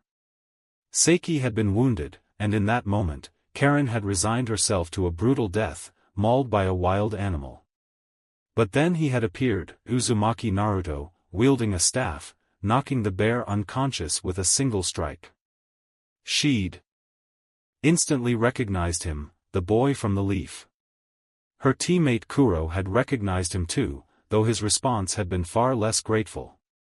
He'd grabbed Karen, held a kunai to her throat, and tried to use her as a hostage, demanding Naruto leave. Karen had been too stunned to resist, feeling the cold blade press against her neck, cutting just enough to draw blood. Naruto had looked at them, utterly baffled. She wasn't valuable as a hostage, they didn't even know each other. But Kuro had pressed the blade harder, as if proving a point. Naruto, with an expression of disgust, had told her to make it to the tower, and that challenge had sparked something in Kuro. Karen had healed her idiot teammates as best as she could and somehow, against all odds, she had made it here. But now, standing across from Niji Hyuga, she wondered why she had even bothered. Niji stood before her, his gaze sharp and unyielding, his posture exuding a confidence that bordered on arrogance. There was something about him that made her uneasy, not just his cold stare, but the aura of tightly controlled anger that seemed to emanate from him. He was watching her like a hawk, waiting for any sign of weakness, and she could feel his distaste, as if he considered her already defeated. The proctor, Hayate Gecko, called out in his raspy voice, "Begin." Before Karen could even react, Niji was upon her. A swift, almost invisible strike connected with her chest, and she felt an intense pressure explode from within. Her body crumpled instantly, her limbs collapsing like a puppet with its strings cut. She hit the ground hard, a thin trickle of blood escaping from the corner of her mouth. Everything went dark. The medics rushed to her side immediately, checking her pulse, her breathing, but there was nothing. No heartbeat, no sign of life. They worked frantically, trying to revive her, but their efforts were in vain. After a tense silence, the head medic called it. "She's gone." Gasps and murmurs rippled through the spectators. No one had expected this level of brutality, not in the preliminaries. The air was thick with a mix of horror and fascination as Niji turned and walked calmly back to the overlook, his expression betraying no remorse. To him, it was simply another flawless demonstration of the Juken arts, a testament to his precision and skill. But in his mind, he recalled a question that had lingered there since before the match.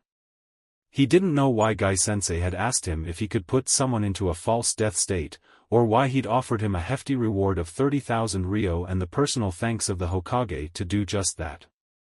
But Niji wasn't one to turn down an opportunity to both test his skills and earn favor. The money was useful, and impressing the Hokage certainly couldn't hurt his prospects. As he reached the overlook, he glanced up to see his cousin Hinata watching him, her gaze steady. But instead of admiration or concern, her response was casual. She lifted her hand, palm down, and rocked it back and forth in a gesture that conveyed a clear, dismissive message, so. She was rating his performance as average. The realization struck Niji like a physical blow. A flawless, precise Juken strike that could simulate death, dismissed as mediocre by his failure of a cousin. If he could have struck her down where she stood, he would have. The arrogance. To dismiss his execution as so. The humiliation was a bitter taste in his mouth. From the sidelines, Kurenai Yuhi noticed the interaction between the two Hyuga cousins and leaned in toward Hinata. Was that wise? She asked quietly. Kurenai had been watching Hinata's growth, her newfound confidence and budding talents. But she was cautious, worried that this newfound assertiveness could easily tip into dangerous territory, especially if it provoked Niji. Hinata, keeping her eyes on her cousin, replied calmly. If your enemy is of choleric temper, seek to agitate him. Kurenai's eyes widened in surprise at Hinata's response. She nodded in acknowledgement but said nothing more. There was a quiet strength in Hinata that hadn't been there before, a subtle confidence that was growing day by day. As Niji glared at Hinata from across the room, the tension between them was nearly tangible. His fists clenched, his jaw tightened, and for a moment, it seemed as though he might confront her right there. But he held back, the weight of Gai-sensei's instructions and the Hokage's reward pressing down on him. He would channel this anger into something else, perhaps into a future match, should they face each other in the exams. Just then, the screen above flickered, drawing everyone's attention. The digital board shuffled through names before coming to a stop, announcing the next match. The room fell silent as the names were revealed, everyone wondering who would be called to step into the arena next. As Temari of Suna and Tenten of Konoha took their places in the arena, a palpable tension filled the room. Both girls stood across from each other, and to the surprise of everyone watching, they wore matching expressions, wide, dangerous grins that hinted at an eagerness for destruction. For Temari, the thrill was in the display of power, a chance to crush the ambitions of her opponent and assert the strength of the Sand Village. For Tenten, it was a rare opportunity to test her skills and show just how formidable a weapons expert could be when fully unleashed. The two kunoichi locked eyes, each silently acknowledging the challenge the other posed. Tenten, ever the strategist, was already sizing up Temari's massive iron fan, analyzing the possible techniques the Suna ninja might wield. She'd heard rumors of the Sand Village's wind-style techniques, and she had prepared for this exact scenario, carrying a wide array of weapons that would allow her to fight from any distance. Temari, on the other hand, saw Tenten's confidence and found it amusing. She couldn't wait to wipe that grin off her face. In the stands, Naruto watched with interest, recalling a conversation he'd had with Tenten not too long ago. It had been an amusing encounter, and he couldn't help but smile as he remembered the shock on her face when he'd handed her a literal bone sword he'd taken from a Kagaya. Flashback: Naruto had approached Tenten while she was setting up for some early morning target practice. Team training hadn't started yet, and she was taking advantage of the quiet to work on her accuracy. When she saw him approach, she gave him a friendly smile, happy to see her fellow Fuinjutsu enthusiast. "Hi, Naruto.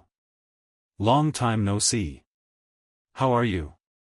"I am well, thank you. I came to ask a question," Naruto replied. "Sure, go ahead," she said, curious. He hesitated for a moment before pulling something from his bag. "I have a bone sword. Do you want it?" Tenten blinked at him, her face a mix of confusion and exasperation. She thought Naruto had been making some kind of crude joke, only to realize he was completely serious. "I know you know that's a nap, holy crap, that's an actual bone sword." Her tone shifted from chastising to gleeful surprise. She thought the Kagaya clan had been wiped out. "Where did you even get this? Did you meet a Kagaya?" Naruto nodded. "We fought. He stabbed me with it." That dampened her excitement for a moment. Are you okay?" "Yes. I healed up. Of the two of us, he had the greater odds of dying from our exchange," Naruto said matter-of-factly. You might have killed a Kagaya?" She stammered, unable to believe what she was hearing. "I don't know for sure, but it's possible. Either way, I have this sword and thought you'd put it to better use." Naruto placed the weapon in her hands. The blade felt solid, as durable as any steel sword she'd ever held, yet light enough to wield with ease. She examined the weapon, marveling at the unique craftsmanship and natural resilience of the bone. "I'm going to have to do something special to thank you for this," she said, her mind already racing with ideas. Then inspiration struck, and she remembered Naruto's enthusiasm for her homemade puppy chow snacks. "I know. Have you ever had lemon squares?" Naruto looked at her, perplexed. "Why would you square a lemon?" Tenten burst out laughing. "You don't actually square a lemon, Naruto. It's a dessert. Don't worry, I'll bring you some later, and you can tell me all about your fight with that Kagaya." She bypassed the hand he'd offered her for a handshake and pulled him into a quick hug, ruffling his hair affectionately. "Friends don't need to shake on things, Naruto." Before they could talk further, the unmistakable sound of Lee and Guy's enthusiastic battle cries rang out, signaling the start of Tenten's team training. With a smile, Naruto exchanged brief greetings with Lee and Guy before taking his leave. Back in the arena, Naruto's musings were cut short as Hayate Gecko, the proctor, raised his hand. "Are both fighters ready?" Tenten and Temari nodded, their eyes locked in a silent promise to give it their all. "Begin." Tenten wasted no time, immediately leaping back to gain distance. She unfurled a scroll and summoned a barrage of weapons, throwing shuriken and kunai in a dazzling arc toward Temari. The sand kunoichi smirked, unfurling her giant fan with a dramatic flourish. With a single powerful swipe, she generated a gust of wind that deflected the projectiles effortlessly, scattering them harmlessly across the arena floor. "So, weapons specialist, huh?" Temari taunted, her voice filled with mockery. "Hope you brought something a bit more exciting than shuriken." Tenten narrowed her eyes, her mind already calculating her next move. She activated another scroll, releasing a chain of bladed weapons connected by wires. With precise flicks of her wrist, she sent them flying toward Temari in a whirling storm of blades, aiming to limit her opponent's mobility. Temari, unimpressed, swung her fan once more, creating a wall of wind that blew the weapons off course. But this time, she noted Tenten's strategy. The weapons were connected by wires, and Tenten was using them to encircle her. Temari grinned. Clever, but not clever enough. With a quick pivot, Temari spun her fan in a circular motion, creating a powerful vortex of wind that sucked in Tenten's weapons, tangling them and pulling them to the ground. The sheer force of the wind nearly yanked Tenten off her feet, but she dug her heels in, bracing herself. Tisk, tisk, Temari chided, her tone dripping with condescension. Is this really all Konoha has to offer? Gritting her teeth, Tenten shifted tactics. She reached for a third scroll and summoned a series of spiked balls connected by chains, one of her more dangerous setups. Swinging them in wide arcs, she advanced on Temari, trying to force her into close quarters. Temari's smirk faded as she noticed the ferocity in Tenten's eyes. This girl wasn't backing down. And though Temari had the advantage in range, she could sense that Tenten was testing her, looking for any opening, any moment of weakness. Getting desperate, are we? Temari sneered, raising her fan for another gust of wind. But as she did, Tenten released her spiked balls at a low angle, bouncing them across the ground in an unpredictable pattern. Temari reacted instinctively, jumping back, but Tenten had anticipated that. She activated the hidden wire attached to one of the spiked balls, yanking it upwards toward Temari mid-jump. Temari's eyes widened as she twisted in midair, narrowly avoiding the deadly spikes. She landed, her composure shaken just slightly, and glared at Tenten. Not bad, she admitted grudgingly. But this ends now. Temari fully opened her fan, revealing the 3 purple dots, her signature summoning, Blade Dance of the Wind. She swung the fan with both hands, unleashing a powerful slicing gust that tore through the arena floor, aiming straight for Tenten. Tenten's eyes widened, realizing that dodging was impossible. Instead, she rolled out another scroll and performed a quick series of hand signs. In a flash of smoke, she summoned a protective barrier of kunai that layered in front of her, creating a makeshift shield. But Temari's wind technique was too powerful. It shattered the barrier and sent Tenten tumbling backward, her weapon scattering around her as she struggled to regain her footing. She landed hard, bruised and winded, but still defiant. She forced herself back up, blood trickling from a cut on her forehead. Temari's smirk returned as she approached, sensing victory. Face it. You're outmatched, Temari said, her voice cold. Just stay down. But Tenten didn't falter. She wiped the blood from her brow and stood tall, looking Temari straight in the eyes. I'm not done yet, she declared, her voice filled with resolve. In a final, desperate move, Tenten rolled out her largest scroll yet, summoning a rain of weapons from every direction.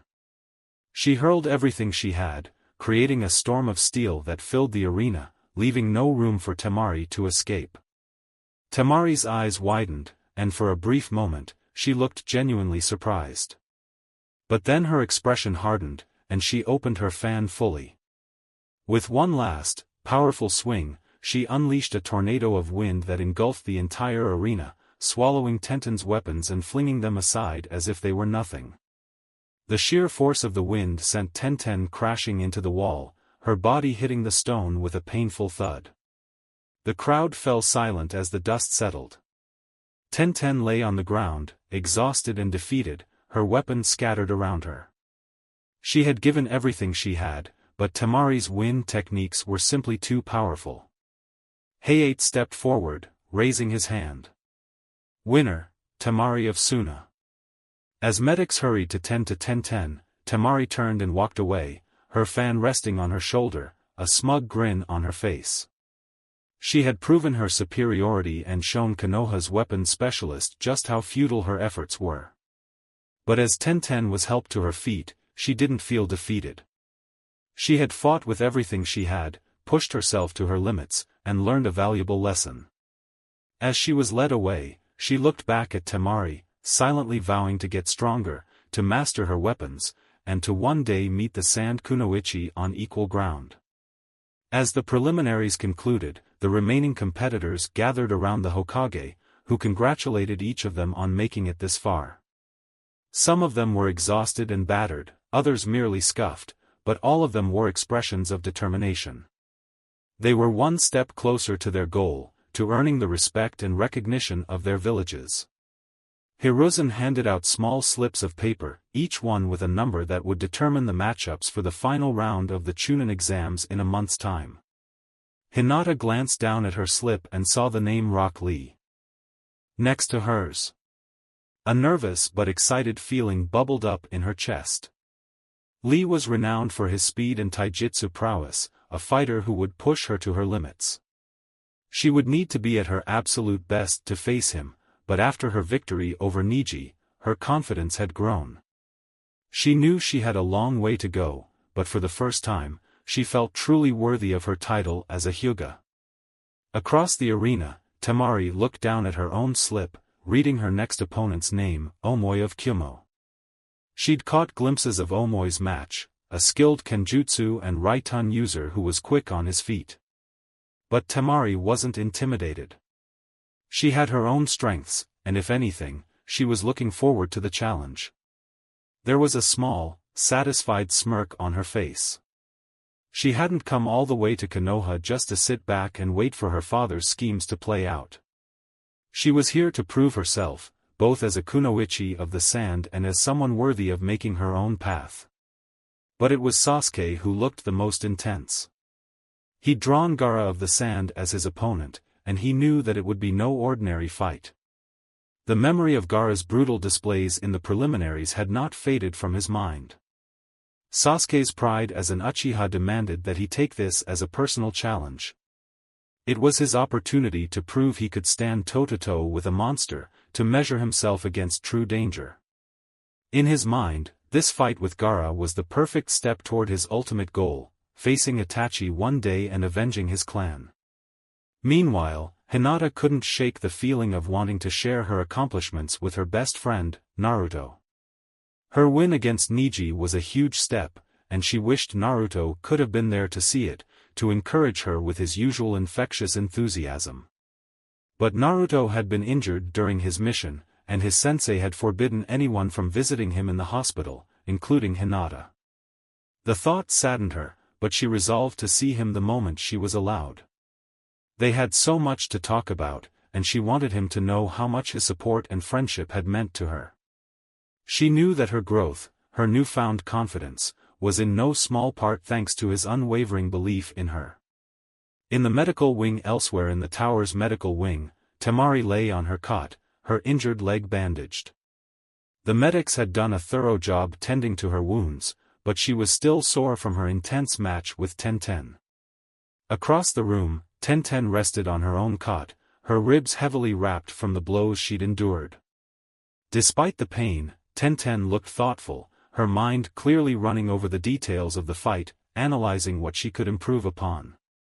The two kunoichi shared a silent understanding as they lay there. They had fought fiercely, each testing the other's limits, but they both knew there was no true malice behind their strikes. They were simply warriors, each honing their skills. Temari found herself respecting the Konoha kunoichi more than she'd expected. Tenten might have been her opponent, but she had also been impressive in her own way, relentless and determined. As they lay in companionable silence, two of the medics nearby began talking about the recent matches and the competitors who had stood out. Temari's ears perked up when she heard them mention Naruto. "It's such a shame he didn't make it to the finals," one of the medics said, shaking his head. "After everything he did in the forest, I would have loved to see him go up against some of the other genin." "I know," the other replied with a sigh. "But that snake bastard really did a number on him. Still, I heard he managed to take down several of the attackers by himself. The kid's stronger than he looks." Temari's brow furrowed. Naruto was the cutie they were talking about? The one who had killed or incapacitated multiple attackers. She found it hard to reconcile the image of Naruto, the boy who'd shared lemon squares with her and laughed at Princess Gale movies, with the ruthless fighter they described. Yet, somehow, she felt a sense of pride on his behalf, mixed with a growing curiosity. Who was he, really? She'd come to Konoha expecting only to follow her father's orders, to play her role in the Sand Village's alliance with Sound. But Naruto, he'd become something more in her mind. A puzzle. A mystery. And one that she was eager to solve. If he truly was the fierce warrior that these medics described, then maybe he was exactly the kind of person who could understand her struggles. Maybe he was the kind of person she could rely on. Maybe, just maybe, he could help her carve her own path, away from the shadow of her father's ambitions. With that thought, Temari resolved to seek him out once he was out of the hospital. If she was going to survive her father's schemes and Orochimaru's twisted plans, she would need allies. And she had a feeling that Naruto, despite the innocent facade he wore, could be one of the strongest allies she could ever hope to find. Elsewhere in the hospital, Naruto lay unconscious in his hospital bed, unaware of the admiration, respect, and curiosity he'd sparked in people like Hinata, Temari, and even his fellow Leaf Genin. The injuries he'd sustained from his encounter with Orochimaru and his minions were severe, but he was healing, slowly but surely. His chakra reserves, vast though they were, needed time to replenish. Outside his room, Kakashi stood, arms crossed, as he kept an eye on the door. He knew that several people had tried to visit Naruto, including Hinata, but he'd turned them all away, insisting that Naruto needed time to rest. The mission had taken its toll on him, both physically and mentally, and Kakashi knew that Naruto's recovery would be crucial if he was to face the challenges awaiting him in the future. Jiraiya had visited briefly, slipping in unnoticed and checking Naruto's condition before leaving again, satisfied that the boy would pull through. But Jiraiya had also left Kakashi with a warning, one that lingered in the Jounin's mind as he kept his silent vigil: there's more to that boy than anyone realizes. Watch him closely, Kakashi. He's going to change everything. As Kakashi stood guard, he couldn't help but feel a strange sense of anticipation. The Chunin exams, the Leaf Village's alliances, even the fates of his students, all of it felt like it was building towards something monumental. And at the center of it all was Naruto, a boy with a hidden power that had yet to fully awaken. Back in the tower, the other genin slowly filtered out of the arena, preparing for the final round of the exams. Hinata, Lee, Omoi, Temari, Sasuke, and Gaara each walked away with a new resolve, determined to train and grow stronger before their next battle. As Hinata left, she cast one last look back at the arena floor, her heart swelling with pride and determination. She'd overcome her greatest challenge yet, and her friends had been there in spirit, pushing her forward. She couldn't wait to tell Naruto all about it, to see his face light up with pride for her. She wanted him to know that she, too, was strong. And somewhere in the depths of the Leaf Village Hospital, Naruto slept on, blissfully unaware of the alliances, challenges, and rivalries that were forming all around him. Naruto caught the small object Kakashi had tossed him, a standard Anbu-style wire garrote. He stared at it for a moment, the thin, deadly line glinting ominously under the hospital room's bright lights. Kakashi's words echoed in his head: "I'm going to teach you all the ways to remove one with and without using your hands." Naruto had seen Kakashi's unorthodox methods before, but this was something else entirely. It sent a thrill through him, a sense that he was truly stepping into the world of serious shinobi. But outside the room, Yugao, who had overheard Kakashi's words, seethed.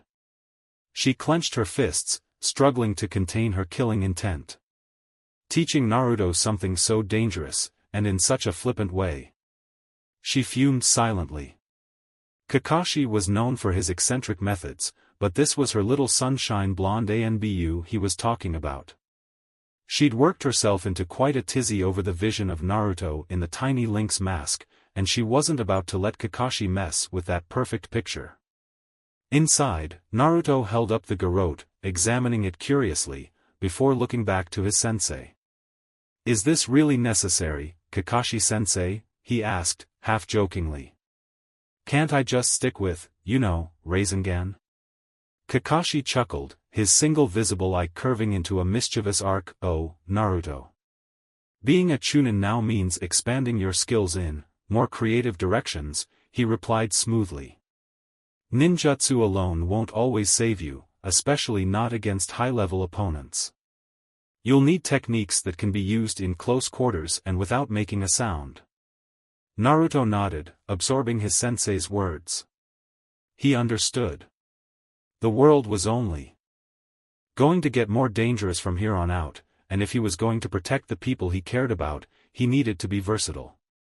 Silent kills, shadow work, ANBU-level tactics, these were all part of the territory now.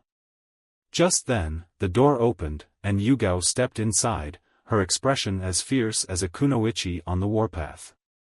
She quickly masked her displeasure with Kakashi, turning to Naruto with a warm smile. Chunin Uzumaki, she greeted him with a respectful nod. It's good to see you up and about. The Hokage has assigned me to be part of your protection detail for the next month, and I'll also be training with you. We're going to be spending a lot of time together. Naruto's face lit up, and he immediately straightened to attention. Thank you, Yugao-sensei. I'll do my best to keep up. Kakashi watched the exchange with an amused glint in his eye. So Dragon's plan is already underway, he mused. The ANBU commander had set up Naruto's protection detail to expose him to ANBU life without pushing him into it directly. If Naruto chose that path on his own, it would bypass the Sandame's objections. Clever. Very clever. Yugao gave Naruto a nod of approval. I'll be showing you around ANBU HQ, she said, and if you're up for it, you'll have access to some of our training facilities as well. Naruto's eyes gleamed with excitement. He couldn't believe his luck, getting to explore ANBU HQ, training with ANBU operatives. The whole idea filled him with anticipation. And if Yugao-sensei was right, he'd also be doing rotations with Tsunade-sensei in the ANBU medical facilities.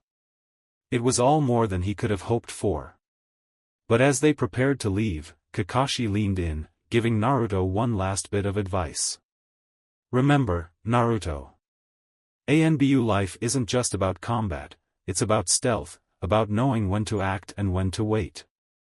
Don't let the excitement blind you to the danger.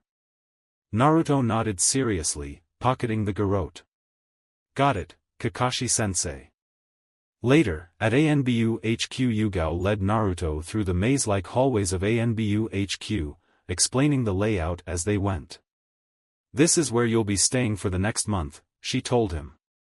The quarters are small, but they're private and secure. Only ANBU personnel have access to this area, so you'll be safe here. Naruto looked around, taking it all in. The place had an air of mystery and secrecy, with masked operatives moving through the halls in silence, their steps nearly soundless. There was a sense of purpose here, a quiet intensity that was unlike anything he'd ever experienced. As they walked, Naruto noticed a few agents nodding to Yugao in recognition, their masks concealing their expressions but their respect evident. It struck him that these people were all professionals, trained to handle high-stakes missions without fanfare or recognition. He found himself respecting them deeply, even before he'd gotten to know any of them. This will be your room, Yugao said, stopping in front of a modest door. She opened it, revealing a small but comfortable space with a cot, a desk, and a chest for his belongings. It's perfect, Naruto said, setting his bag down and looking around. Thank you, Yugao-sensei. Yugao gave him a small smile. You'll also be assigned an ANBU mentor for close combat and infiltration training, she continued. It won't be me directly, but I'll oversee most of your training while you're here. And I'll make sure you don't pick up too many of Kakashi's bad habits. Naruto snickered, catching her playful jab at his sensei. He knew Kakashi was legendary, but even legends had their quirks. As they wrapped up the tour, they made their way to the ANBU training hall. Inside, Tenzo was waiting for them, his mask in place as he leaned against the wall with his arms crossed. "Ah, here he is," Tenzo greeted them, his tone as calm and steady as ever. "Chunin Uzumaki, welcome to ANBU HQ." Naruto saluted awkwardly, unsure of the protocol, but Tenzo merely chuckled. "Relax. We're not quite as formal as you think. But we are going to work you hard." Naruto grinned, feeling the challenge in Tenzo's tone. "Bring it on." Over the next few days Naruto settled into a rigorous routine. Mornings were spent in the ANBU medical facilities with Tsunade and Shizun, where he learned the basics of medical ninjutsu and chakra control. It was exhausting work, and more than once, he found himself covered in sweat as he tried to keep up with Tsunade's demanding instructions. "You call that chakra control, brat?" Tsunade would bark, though her tone held a glint of pride. "Focus. If you mess this up, you could hurt someone." Naruto, despite the difficulty, poured everything he had into his training. He knew that these were skills that could save lives, and that mattered to him. Afternoons were spent with Yugao and Tenzo, training in stealth, silent takedowns, and, of course, how to use the garrote Kakashi had given him. Yugao showed him how to move with precision, how to blend into shadows, and how to handle weapons he'd never used before. She even taught him how to escape holds and ties, reminding him that, in ANBU, survival often depended on adaptability. One evening, after a particularly grueling session, Naruto plopped down in his room, exhausted but exhilarated. The past few days had been challenging, pushing him to his limits in ways he hadn't expected. But there was something incredibly satisfying about it all, about knowing that he was becoming stronger, sharper, and more capable every day. As he lay on his cot, he couldn't help but think of Kyubi-san. He still hadn't gone back to the mindscape to visit the bijou, but he made a mental note to do so soon. Maybe he'd like to hear about all this, Naruto thought with a small smile. A meeting in the Hokage's office meanwhile, Hiruzen, Jiraiya, and Dragon, the ANBU commander, were meeting in the Hokage's office, discussing Naruto's progress. "The boy has taken to ANBU life." "Surprisingly well," Dragon reported, his tone thoughtful. "He's eager, hardworking, and his skills are growing rapidly. He has a natural gift for this kind of work." Hiruzen sighed, rubbing his temples. "I was afraid of this," he admitted. "Naruto's potential is undeniable, but he's still just a child. The darkness of ANBU, it's not something I wanted for him. But it might be something he chooses for himself," Jiraiya pointed out. "You can't protect him from everything, sensei. If Naruto's going to be Hokage one day, he'll need to understand the weight of those shadows." The old Hokage was silent for a moment, his gaze distant as he considered Jiraiya's words. Finally, he nodded. "Perhaps you're right," he murmured. "If Naruto chooses this path, then I will support him. But I won't push him toward it." Dragon nodded in understanding, though he privately hoped that Naruto's natural inclination would lead him to become one of ANBU's own. 1 week later Naruto was starting to feel at home in ANBU HQ. He had even made a few friends among the ANBU operatives, including Tenzo and Yugao. They treated him with respect, seeing him not just as the Kyubi Jinchuriki or a promising genin, but as a fellow ninja.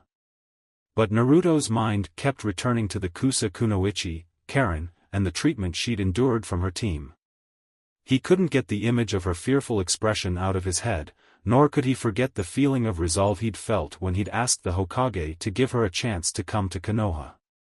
Maybe one day, Naruto thought as he trained late into the night, I'll make a world where people like Karen don't have to be afraid anymore. With that thought in mind, he pressed forward, determined to become the kind of shinobi who could make that dream a reality. Thanks for watching. If you enjoyed this video, smash that like button and subscribe for more content. Support the original author by clicking their profile link in the pinned comment of the first video of this series. They deserve the love. Want early access and exclusive content? Join my Patreon community, link below. Your support fuels these videos. Drop a comment with your thoughts, and I'll catch you in the next video. Stay entertained, stay safe. Thanks for watching. If you enjoyed this video, smash that like button and subscribe for more content. Support the original author by clicking their profile link in the pinned comment of the first video of this series. They deserve the love. Want early access and exclusive content? Join my Patreon community, link below. Your support fuels these videos. Drop a comment with your thoughts, and I'll catch you in the next video. Stay entertained, stay safe.